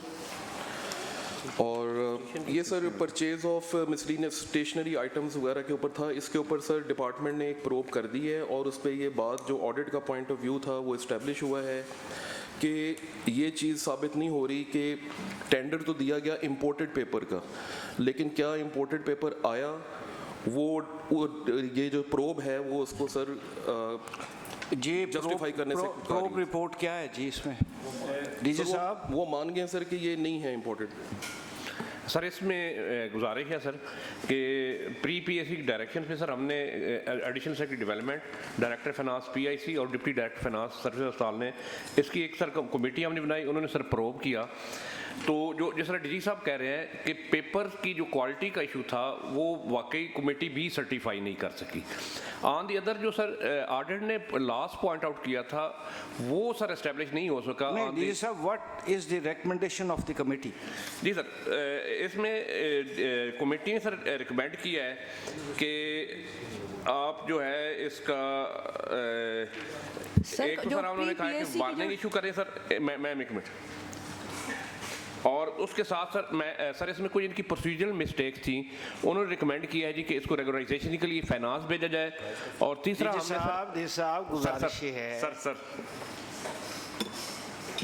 अब इंसाफ आप ही करें कि आपकी कमेटी कह रही है कि भी वो जो पेपर था वो सब स्टैंडर्ड था? नहीं सर, सब स्टैंडर्ड नहीं सर, एक्चुअली वो डिटरमन नहीं हो पा रहा था कि इनकी थी कि इम्पोर्टेड होना चाहिए। आप जो प्रोब रिपोर्ट का कंक्लूजन पैरा है ना वो पढ़े था। जी सर, मैं पढ़ देता हूँ। कोविड के दौर में सर मुझे अगर आप अलाउ करें तो मैं आप पढ़ दें। सर मैं पैरा भी पढ़ देता हूँ और थोड़ा सा एक्सप्लेन भी कर देता हूँ। बेसिक ऑब्जेक्शन ये था 80 ग्राम का पेपर लेना था, वो 80 ग्राम का नहीं लिया गया। और दूसरा ऑब्जेक्शन उस पर सर ये है कि इंपोर्टेड लेना था तो इंपोर्ट के जैसे जीडी डॉक्यूमेंट्स वगैरह होते हैं वो नहीं आ सके। ठीक तो ऑडिट ने कहा कि ये जो 31 मिलियन की प्रोक्योरमेंट है ये अनजस्टिफाइड है, अनफेयर है। अब इस पे सर प्रोब कह रही है कि after going through all relevant record and facts presented to inquiry committee the committee recommends that para may be got. इसको माइक को नजदीक करने आप sir. After going through all relevant record and facts presented to inquiry committee, the committee recommends that the para may be got regularized from finance department and strict warning may be issued to responsible officials to be careful in future. The management should also adopt practice of market analysis in case of a single qualified firm before awarding contract to avoid such audit observations and to save public exchequer from losses. Inspection committee के ऊपर शेख साहब, अजमत भाई, are you satisfied with the probe report being as a secretary of department? Sir probe report में तो यही है कि उनके पास जिस तरह डिस्कशन हो रही है कि कोई पैरामीटर्स नहीं थे कि जिसमें वो 80 ग्राम्स और बाकी चीज़ों को असेस कर सकते, तो अब इसमें जैसे आप हुक्म करते हैं उसके मुताबिक हम आगे प्रोसीड। नहीं, हम तो आपके हुक्म पे चलना चाह रहे हैं ना। If you are satisfied then we are satisfied, if you are not satisfied तो फिर प्रोब रिपोर्ट है सर। अच्छा, प्रोब किस लेवल पे हुआ था? सर एडिशनल सेक्रेटरी डेवलपमेंट हमारी जी sir. Additional secretary development level. इसको दोबारा आप प्रोब करवाएं। ठीक है सर। और स्पेशल सेक्रेटरी के लेवल पे से नीचे ये जो प्रोब रिपोर्ट है ना जी, इस पे कोई डिसीजन नहीं हो सकता। तो प्रोब रिपोर्ट तो एक डेफिनेट हाँ, अगर आपकी फाइंडिंग ये है कि भी इस पे नहीं है तो वो क्लियर कट फाइंडिंग आ जाए इस पे। ठीक है sir. Next sir next audit para है 19.4.823 और पेज नंबर है 62 सर। इसमें sir irregular purchase of disposable syringes through LP at higher rates, और इसके ऊपर सर उन्होंने ये डीपी नंबर बोले सर, डीपी नंबर है 19.4.823 सर। और इसके ऊपर सर प्री पीएसी ने इसको पैरा को पेंड किया फॉर री वेरिफिकेशन ऑफ रिकॉर्ड, और डिपार्टमेंट की जो प्रोब है सर वो हो चुकी है, और जो उसने सर ऑडिट के पॉइंट ऑफ व्यू को ऑथेंटिकेट किया सर। मेरा एक क्वेश्चन है, आपके जो डीजी बैठे हैं, मेरा क्वेश्चन है कि ये 21-22 के पैरा जो ऑब्जेक्शन इन पे हुआ है, आज आप उनके बारे में कोई करेक्शन किया है या कोई उसमें इम्प्रूवमेंट की है जो आपकी इस वक्त वर्किंग है? सर हमारा कि जो ऑलरेडी पैरा बने हैं और आपके सामने हैं सर जिस ग्राउंड पे सर, तो आया आपने कोई उसमें अब इम्प्रूवमेंट की है या उसको बेहतर किया है? जी सर। सर जो एक क्या बेहतर किया है? सर जो भी प्रोसीजर लैब्स आइडेंटिफाई होता है उसको फिर हम सर क्लब करते हैं और इंश्योर करते हैं कि सेम जो मिस्टेक है वो रिपीट ना हो sir, specially regarding the purchase of medicine and all the tenders. कौन है सर जुलाई 2025 से 2025। जी सर, अभी एक ऑडिट हमारा हुआ है सर कोई 2-3 हफ्ते पहले 2024-25 के फाइनेंशियल ईयर का सर। नहीं सर, नहीं सर, एलपी के हमारा कोई सीवियर पैरा नहीं बना सर। जी सर, क्लब किया सर, क्लब किया, इन मिस्टेक्स को हमने सर रेक्टिफाई किया। जी डीजी साहब क्या कहेंगे आप इस पे? प्रोब रिपोर्ट क्या है जी? सर इसमें उन्होंने कमेटी ने कुछ लॉस को डिटरमिन करने के बाद रिस्पांसिबल ऑफिसर्स को आइडेंटिफाई किया है। हम उनके अगेंस्ट हम पीडा प्रोसीजर्स इनिशिएट करेंगे। इनिशिएट हो गई हैं सर? वो हम आपको सबमिट कर देंगे सर, जो इनिशिएट किए हैं सर। इसमें भी है सर, एमएस वगैरह जो उस ग्रेड के हैं। नहीं सर, वो हमने इनिशिएट किया ना सर, अब सीएम तक जाएगा सर, वर्किंग स्टार्ट हो गई है सर। चलें टिल उसके फाइनल होने तक इसको पेंड करते हैं जी।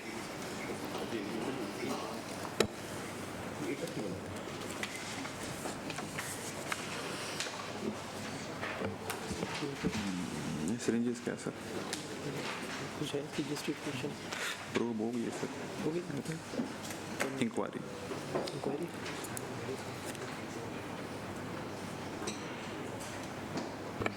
जी डी साहब। सर नेक्स्ट पैरा जो है 19.4.96 पेज नंबर 66 पे, इसमें भी सर इशू सिरिंजेस का है। और इसमें सर जो सिरिंजेस इशू सर ये था कि इन्होंने एक एडवर्टाइज़ किया सर टेंडर, और उसमें जो क्वांटिटी मेंशन की सिरिंजेस की सर वो ली 8,40,000, लेकिन सर उसके बाद टेंडर के बाद जो एलपी पे लेते रहे वो 36 लाख जो हैं वो उस पे लेते रहे। और रेट का डिफरेंस ये था कि जो टेंडर में आ रही थी वो 9 रुपए की थी सर, और जो एलपी पे लेते रहे वही सिरिंज 36 रुपए की थी सर। जबकि टेंडर के बावजूद इन्होंने उसको इनको अपनी एनुअल डिमांड का भी पता है कि पर मंथ जो है 3 लाख वो यूज़ होती हैं सिरिंजेस। तो और इसके ऊपर भी सर प्रोब हो चुका है डिपार्टमेंट ने। लॉस सर 14 मिलियन का डिपार्टमेंट ने डिटरमिन किया है। इस पीरियड में कौन इंचार्ज था या कौन थे वीवो का, उनकी क्या पोजीशन है उन इसके लिए? डीजी साहब। जी सर, मैं सर एक्सप्लेन कर देता हूँ। एक सर प्रोफेसर साकिब सईद साहब थे सर, उस वक्त chief executive officer sir. Doctor Iftikhar साहब थे एमएस, डॉक्टर मुनीर साहब थे, उनका पीरियड था सर। और डॉक्टर खालिद बिन असलम साहब थे एएमएस परचेज, और मलिक इरशाद साहब थे चीफ फार्मासिस्ट, और नबगा खालिद थी जी चीफ फार्मासिस्ट जी। तो इनके ऊपर रिस्पॉन्सिबिलिटी सर्विस में है या ये सर सीरियल नंबर 5 तक सर जो है वो मलिक इरशाद साहब तक सारे रिटायर हो गए हैं। गालबन नबगा जो खालिक हैं वो अभी इन सर्विस हैं जी। मैंने कहा उन्होंने अपने दौर में मनमानी किया है, जिस तरह उनका दिल किया उसी तरीके मतलब उसने क्या कोई रूल्स एंड प्रोसीजर जी। प्रोब रिपोर्ट का रिजल्ट क्या है जी? सर इसमें उन्होंने सर एस्टेब्लिश किया जी 14.660 मिलियन सर लॉस उन्होंने एस्टेब्लिश कर दिया है सर। और इसके अकॉर्डिंगली सर फिर डिपार्टमेंट ने सर इसकी पीटा प्रोसीडिंग भी सर इनिशिएट कर ली है सर, उसकी वर्किंग स्टार्ट हो गई है सर। जी डॉक्टर साहब क्या कहेंगे आप? आपका माइक ऑन है जी सर। इसमें ऐसा है कि ये सर कोविड का पीरियड था, इसमें कोविड का इतना ज़्यादा इन्फ्लक्स था पेशेंट्स का, तो उसमें सर काफ़ी सारी इसेंशियल सर्विसेज को स्टॉप कर दिया गया था, इंक्लूडिंग द इलेक्टिव सर्जरीज, और कुछ और भी सर्विसेज विड्रॉ कर ली गई थी जो ओपीडी बेसिस की थी। उसमें सर यूजुअली जो हमारी लास्ट ईयर की डिमांड होती है उसी को ही कीपिंग इन व्यू हम अपने नेक्स्ट ईयर की डिमांड जनरेट करते हैं।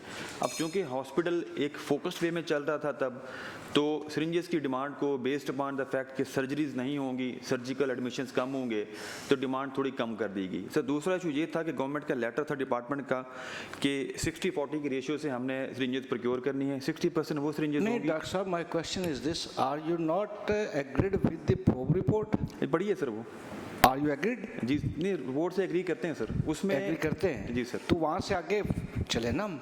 जी सर बस inquiry sir. Now you are arguing, जो आपके आर्गू से ये महसूस हो रहा है कि आप फिर दोबारा अपना केस प्रोब से पिछली वाली पोजीशन पे आर्गू कर रहे हैं सर। तो अगर इफ़ यू आर आप एग्री हैं कि आर्गू प्रोब हो चुका है तो उससे आगे की तरफ हम चलें। जी सर, रेगुलर इंक्वायरी सर। जी शेख साहब क्या कहेंगे? सर उससे आगे हम चलेंगे सर, हम जा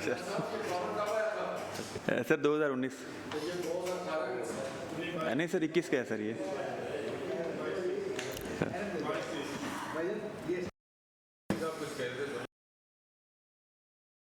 अभी तो उनके पास सब ये कोविड तो ऑलमोस्ट 19 में शुरू हुआ, 21 में तकरीबन आखिर वही थोड़ा बहुत रिड्यूस हो गया था। ये 22-23 में आगे इतना बड़ा ब्लंडर हुआ है, कोई खौफ खुदा नहीं है सर। ये कोविड से नहीं रिलेट करता। कोविड का जो पीरियड है उसमें सर इन्होंने 2.6 मिलियन परचेज किए हैं, पैरे में लिखा हुआ है। तक 3-4 ये पहले जो डिस्कस हुए ना, इनमें हैवी अमाउंट्स जो ना इन्वॉल्व हैं। चले इसको जिस क्योंकि इस पे इंक्वायरी इनिशिएट हो चुकी हुई जी पीडा वाली सर अब बस उसके फाइनलाइज होने तक इसको एंड करते हैं। सर ये सारे केसेस जो आज आपके सामने पैराज आ रहे हैं ये कलेक्टिवली उसी पीरियड के हैं। इसमें पीडा इंक्वायरी इनिशिएट कर दी जी उन्होंने।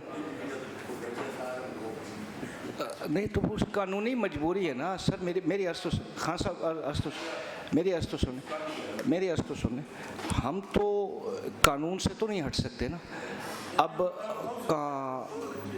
मेरी अर्ज सुने अब पीडा के लिए 60 सर पीएससी का काम मेन जहां करप्शन वे रिकवरी है और ऑडिट का काम है जो वहाँ ऑडिट करेगा, वो जहाँ कोई इसकी एम्बेजलमेंट होगी वो उसको पॉइंट आउट करेगा, पैरा बनाएगा। डिपार्टमेंट की ओवरऑल वर्किंग पीएससी देख सकती है किसी और मीटिंग में भी, लेकिन मेन हमारा पीएससी का काम है कि हम उनकी वर्किंग और जो फाइनेंस का यूटिलाइजेशन है हम उनको चेक करें और उनमें कोई एम्बेजलमेंट है तो उसकी रिकवरी करें। हमेशा जब भी पीएससी की मीटिंग के रिपोर्ट बनती है जो एप्रिसिएशन उनको मिलती है वो रिकवरी पे मिलती है। आपके सेक्रेटरी साहब बैठे हैं हमेशा साहब आप हमारे सालाना एक रिपोर्ट जाती है। सीनियर 3 मेंबर हैं। नहीं आप देख लेना सीनियर 3 मेंबर हैं। मेरी अर्ज तो ये सब्जेक्ट नहीं है। पीएससी ने इतनी रिकवरी खान साहब ये सब्जेक्ट नहीं है बट मैं टोटल आपके पॉइंट ऑफ व्यू से डिसएग्री करता हूँ। आप मेरे साथ मेरे उस्ताद हैं, सीनियर हैं। मैं देखे ना सिंपल फार्मूला है कि जब मैं पैसे दे रहा हूँ तो मैंने पैसे का हिसाब भी लेना है, वो खर्च कहाँ पे हो रहा है मैंने वो भी पूछना है, वो खर्च सही हो रहा है या नहीं हो रहा है मैंने ये भी पूछना है। बिल्कुल मेरे ये आप मेरे साथ अलग ये मेरे साथ हाँ यस ये आप बैठ जाएंगे। मैं कोशिश करूंगा कि आपको इस बात पे कायल करूं जी। हम सब्जेक्ट पे आ जाएं जी। नेक्स्ट आ जाएं जी सर।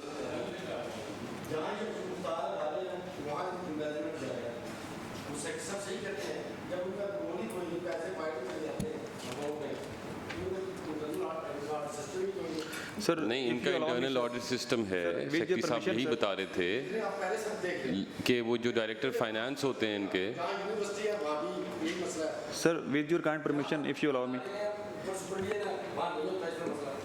देखिए ये एक ऑटोनोमस बॉडी है ना। सर नेक्स्ट स्टार्ट करें। सर मेरी तो एक हम्बल ओपिनियन है कि इस ऑनरेबल फोरम ने जितना प्रोएक्टिवली रोल अदा किया है और इस स्टेज पे हम पहुंचे हैं उसको फिर सेक्रेटरी साहब ने जिस तरह प्रोएक्टिवली देख के और प्रोब करके लॉस डिटरमिन कर दिए हैं तो this is a major milestone जो कि अचीव हो गया सर इस कमेटी की वजह से और एक्टिव पार्टिसिपेशन और सुपरविजन ऑफ द सेक्रेटरी साहब सर। अब सर 10% रह गया है कि वो भी इसके बाद पीड़ा के बाद वो भी रिकवर हो जाए। रूल्स डिटरमिन तो हुए लेकिन असल चीज़ तो रिकवरी है ना जी। That's the major point, हम चाहे डिटरमिन कर भी रहे हैं sir in due course of. अब सर ये प्रोसीडिंग यहाँ तक पहुँचना मैं ये कह रहा हूँ कि जब एक ज़माना था कि पीएससी भी नहीं होती थी, अकाउंटेबिलिटी हो भी नहीं रही थी। अब सर इस फोरम की वजह से बड़ा स्ट्रॉन्ग मैसेज भी डिपार्टमेंट्स को गया है और जो हमें नज़र आ रहा है कि जिस तरीके से प्रोब किए गए हैं वी आर ऑडिट के पॉइंट ऑफ व्यू इस्टेब्लिश हुए हैं सर और रिकवरी और लॉस डिटरमिन हुए हैं और पीडा की इंक्वायरीज इनिशिएट हो रही हैं तो this is a major milestone मेरे हम्बल ओपिनियन। ये सारा प्रोसेस हुआ कैसे? खान साहब सईद अकबर खान साहब rules of procedure 1997 page 121 1cc portion subsection 2 का ए the मनीज shows in the accounts as having been disbursed were legally available for and applicable to the services or purpose to which they have been applied और change, इसका हाथा बहुत बड़ा है। इस वजह से मैं इस बुक के मुताबिक आपके पॉइंट ऑफ व्यू से मेरा डिफर है। ये इख्तियार, ये रूल्स ऑफ जो मामला हमारे प्रोसीजर सामने दे रहे पेश होता है, हम इस वजह से मेरा थोड़ा सा सर इसमें मेरी एक सबमिशन है सर। मैं खान साहब का जो पॉइंट है, तो आपने कहा ना कि ऑडिट जो पीएसी है वो रिकवरी का मैंडेट है सर, डेफिनेटली सर। मैं डी साहब से कहूँगा कि जो इन पैरास के अंदर जो डिस्कशन है उसमें जितनी रिकवरी हुई है पहले वो भी आपको दिखा दें। अब इसके बाद कुछ रिस्पॉन्सिबिलिटी फिक्सेशन प्रोब के अंदर हुई है सर, हमें अलाउ करें सर कि मेरा ख्याल ये फर्स्ट टाइम होगा कि हमने कोई सीएम तक कोई ऑडिट के बेसिस के ऊपर किसी के ऊपर पीडा प्रोसीडिंग्स इनिशिएट कर रहे हैं। ठीक है ना सर, मेरा ख्याल है ये फर्स्ट टाइम ऐसा होगा कि हम ऑडिट की मीटिंग की बेसिस के ऊपर प्रोब करने के बाद सीएम के पास केस लेके जा रहे हैं कि जी इन अफसरान या इन मुलाजमीन ने ऑडिट के अंदर ये चीज़ आइडेंटिफाई हुई, प्रोब हुई कि ये एक इसको इरेगुलरिटी कह दें, इसको एम्बेजलमेंट कह दें, इसको कुछ और नाम दे दें, लेकिन सर एक रूल ड्यू प्रोसेस के तहत हमें अलाउ करें कि हम लोगों को जिनके खिलाफ हम प्रोसीडिंग्स कर रहे हैं वो अपना जवाब भी प्रॉपर तरीके से दें और एक इंडिपेंडेंट इंक्वायरी हो जाएगी सर। प्रोब एक हो गया सर, स्पेशल सेक्रेटरी ने भी किया, एडिशनल सेक्रेटरी ने भी किया, एक डिपार्टमेंटल लेवल के ऊपर कुछ चीज़ की डिटर्मिनेशन हुई है, लेकिन दे आर रिटायर्ड ऑफिसर्स और पीडा के अंदर अब ये तो सर ये भी कानून आ गया कि रिटायरमेंट के बाद भी लोगों से रिकवरी इफेक्ट हो सकती है सर। सो हम वो जब केस सीएम के पास लेके जाएंगे तो it become a case study कि जी हमने रिटायरमेंट के बाद भी लोगों से अगर खुदा प्रूव हो जाता है during the inquiry they come and present their case, क्योंकि अभी हमने उनको तो नहीं सुना ना सर, दे में कम बैक कि कह सकते हैं कि उनके पास शायद कोई डॉक्यूमेंट हो सर। सो हमें अलाउ करें। और ये सारे जो केसेस हैं सर, ये आज सारा मेयो हॉस्पिटल है, एक ही साल का ऑडिट है, 20-21 का ही ऑडिट है, इसके अंदर तकरीबन वो तमाम जो प्रोब के अंदर रिस्पॉन्सिबिलिटीज़ जिनकी निकल रही हैं, क्योंकि मिस प्रोक्योरमेंट के ही इशूज़ हैं ज़्यादा सर, कहीं पे पैसेंजर ज़्यादा ले ली गई हैं, कहीं पे कॉन्ट्रैक्ट्स कम ज़्यादा मालिक दे दिया गया वगैरह वगैरह, वही एमएस हैं, वही एएमएस हैं, वही डीएमएस हैं जिनका बार बार नाम आएगा सर, क्योंकि एक ही इंस्टीट्यूशन है ना सर, कोई डिफरेंट इंस्टीट्यूशन तो नहीं है। तो हम उनको तमाम को क्लब करके सर सीएम के पास लेके चले जाएंगे कि जी ये पीएसी के अंदर ये डायरेक्शंस भी आई हैं, हम इनके खिलाफ प्रोसीड करना चाहते हैं और प्रोब भी हो गया वैसे। सर आप डायरेक्शन नहीं दे रहे, हमने पीएसी के अंदर लेकर तो आए हैं ना सर, और पीएसी के अंदर ला के हमने दिखाया पीएसी की मीटिंग के अंदर कि हमने एक प्रोब किया है और उस प्रोब की बेसिस के ऊपर चीज़ों को हमें लोगों की कल्पेबिलिटी नज़र आई है and then we will go to the chief minister sir. Yes, अच्छा सर गुजारिश ये है पीएससी का शोल्डर यूज़ नहीं कर रहे, लेकिन हमने ऑडिट के ऑब्जर्वेशन, उसके बाद सर प्री पीएसी के बाद प्रोब और प्रोब के बाद एक चीज़ नज़र आई है सर। इसमें से गुजारिश ये है कि जो इक़दाम आपने फरमाए ना, ये इसको अप्रिशिएट करना चाहिए और हम पूरी PSC 1 आपको अप्रिशिएट करती है। थैंक यू सर कि आपने पहले प्रोब किया, फिर उसके ऊपर पीडा एक्ट लगा के उनको पूरी तरह से उसको जिम्मेदारी से भेजा है, फिर उसके आगे भी एक आपने नेक्स्ट स्टेप भी लिया कि आप उसको सीएम साहब तक लेके जाएंगे। अगर ये तमाम इतने रिस्पॉन्सिबल तमाम डिपार्टमेंट्स हो जाएं तो मैं समझता हूँ कि ये जो इतनी बड़ी एम्बेजलमेंट्स हो रही हैं तो ये बिल्कुल रुक जाएंगी इंशाल्लाह। सर मैं डिपार्टमेंट की परफॉर्मेंस के बारे में यहाँ पे डेफिनेटली ये एजेंडा नहीं है, लेकिन कोशिश हमारी सर यहाँ पूरा दिन बैठ के यही हो रही होती है कि रिस्पॉन्सिबल तरीके से जो रिसोर्सेज हुकूमत ने हमें दिए हैं मुख्तलिफ हॉस्पिटल्स को, वो दवाइयों की मद में हो या वो बायोमेडिकल इक्विपमेंट को ऑपरेशनल करने की मद में हो, पूरा दिन सर हम ये टीम हॉस्पिटल की एक टीम की बैठी हुई है, पूरा दिन हम सर यही डिस्कस कर रहे होते हैं। और ऑप्टिमल यूटिलाइजेशन अगेन वही बात है सर, हमारा जो पंजाब का मेडिकल इंस्टीट्यूशन एक्ट है उसके तहत देयर हैव द ऑटोनॉमी, इनका अपना एक बोर्ड है। सिमिलरली बाकी जो हमारे हम हॉस्पिटल्स हैं उनके भी बोर्ड्स हैं, जहाँ बोर्ड्स नहीं है वहाँ पे एडमिनिस्ट्रेटिव कमेटीज़ हैं, वो सारे बैठ के इनके तमाम रिसोर्सेज की यूटिलाइजेशन का फैसला कर रहे होते हैं सर। मैं एग्जांपल देता हूँ, सर्विसेज हॉस्पिटल उसका अपना सेपरेट बोर्ड है, फाइनेंस डिपार्टमेंट उनको दवाइयों की मद में भी पैसे डायरेक्ट देता है, तनख्वाहों की मद में पैसे डायरेक्ट देता है, इनकी जेनेटोरियल पार्किंग के पैसे भी डायरेक्ट देता है। Then the management has to decide कि वो कैसे कर रहे हैं। और इनवेरिएबली ऑडिट का अपना फंक्शन है सर, बिल्कुल हम अप्रिशिएट करते हैं कि उन्होंने हमें आइडेंटिफाई करके दिया कि यहाँ पे XYZ जगह पे प्रोक्योरमेंट में मिस प्रोक्योरमेंट हुई है। कहीं पे डिपार्टमेंट हॉस्पिटल आके कहता है जी मिस प्रोक्योरमेंट नहीं है, प्रूव कर देते हैं। जहाँ पे गलती है सर उसको लेके डिपार्टमेंट आपकी गाइडेंस के मुताबिक हम लेके चल रहे हैं और we will make example out of it sir. मेरी ये कहना कि ये इस वक्त 21 पैरा मेरे सामने है सर, कुछ सेटल हो गए, बाकी जो 13-14 बाकी हैं इनमें वही लोगों के बारे में ही प्रोब कमेटी के अंदर कहीं ना कहीं पर जिक्र हो रहा है। आप जस्ट रन इट थ्रू, उसके बाद आप जैसे अभी मैंने सबमिट किया है कि हम एक कलेक्टिव जॉइंट समरी जाएगी सर, जिसमें तमाम के तमाम लोगों के मुतालिक यही जो है ना कि ये पैरा में ये था, ये पैरा में ये था, हम सीएम साहबा के पास ले जाएंगे बिकॉज इसमें ग्रेड 20 के ऑफिसर हैं रिटायर्ड सर। कानून के मुताबिक पीडा में ग्रेड 20 19 एंड अबव की अगर हमने पीडा प्रोसीडिंग्स इनिशिएट करी तो चीफ मिनिस्टर से सर लेनी है सर, उससे नीचे होता तो मैं खुद उसके बारे में जो डायरेक्शंस दे सकता था सर। शेख साहब जो सिस्टम चेंज हुआ है, जैसे पहले एडमिनिस्ट्रेटिव डिपार्टमेंट का कंट्रोल होता था सर, अब ऑटोनमस बॉडी बन गई। ऑटोनमस बॉडी बनने के बाद आपकी क्या राय है कि उधर जो उनकी सर्विसेज हैं वो बेहतर हुई? सर देखिए, ऑटोनमी देना अच्छी चीज़ है सर, मैं इससे एग्री करता हूँ बिकॉज इसको बहुत ज़्यादा सेंट्रलाइज करके देखना हॉस्पिटल्स की एडमिनिस्ट्रेशन को, मैनेजमेंट को एक डिफ़िकल्ट अंडरटेकिंग है सर। ये हॉस्पिटल में अब सीईओ साहब भी बैठे हैं, चीफ एग्जीक्यूटिव ऑफिसर साहब भी बैठे हैं, लेकिन इनवेरिएबली कहीं ना मैं ये कहूँ कि इस ऑटोनमी के बावजूद मैं इनके मामलात में देख रहा होता, क्योंकि sir end of the day I become responsible as secretary of the department. मैंने चीफ मिनिस्टर ने मुझसे पूछना है सर, ठीक है ना सर। वो autonomy in day to day affairs operational level के ऊपर they have a very capable board, जिसमें पुराने सर हमारे सेक्रेटरी डॉक्टर अजमल साहब is the chairman of the board, इसमें पुराने वाइस चांसलर्स प्रिंसिपल्स इसके बोर्ड का हिस्सा हैं। वो लोग बैठ के, मेरा ख्याल है 2 दिन पहले भी बोर्ड की कोई मीटिंग हुई है, वो लोग they take decisions, day to day basis के ऊपर डिसीजंस हो रहे होते हैं, प्रोक्योरमेंट के डिसीजंस हो रहे होते हैं, क्या चीज़ लेनी है क्या चीज़ नहीं लेनी है, लेकिन सर वो डाउन टू द नायब कासर लेवल ऑपरेशनल इन लोगों का काम है सर। प्रोक्योरमेंट मिसिंग हो गई है, ये इनका काम है सर। लेकिन ये जो चीज़ें आइडेंटिफाई होती हैं, इससे कोर्स करेक्शन का फ़ायदा भी होता है। और मेरा ख्याल है, जिस तरह मैं बार बार सबमिट कर रहा हूँ, कि ये अगर चीज़ एक दफ़ा एग्जाम्पल बन जाए कि ऑडिट की बेसिस के ऊपर, प्रोब की बेसिस के ऊपर कुछ लोगों की कल्पेबिलिटी को हमने प्रूव कर दिया, तो सर मूविंग फॉरवर्ड शायद अगले सालों में आपको मज़ीद बेहतरी नज़र आएगी कि ये चीज़ें अल्टीमेटली बहुत ज़्यादा हाईलाइट हो जाती हैं। तो ये हम इंशाल्लाह ताला सर आपको इसका रिजल्ट सबमिट करेंगे सर। जी सर, जी सर, इंशाल्लाह सर। जी सर, रिप्रेजेंटेशन होती है, हमारे बोर्ड ऑफ मैनेजमेंट में सेक्रेटरी साहब मेंबर हैं। जी सर, इनवेरिएबली हमारे एडिशनल सेक्रेटरीज जाते हैं कि इनके बोर्ड के अंदर हमारे एडिशनल सेक्रेटरी रिप्रेजेंट करते हैं डिपार्टमेंट को, और वहाँ पे ये सारी डिस्कशंस होती हैं सर। शेख साहब थैंक यू वेरी मच जी। अब इसको जो बाकी एजेंडा है पेंड करते हैं।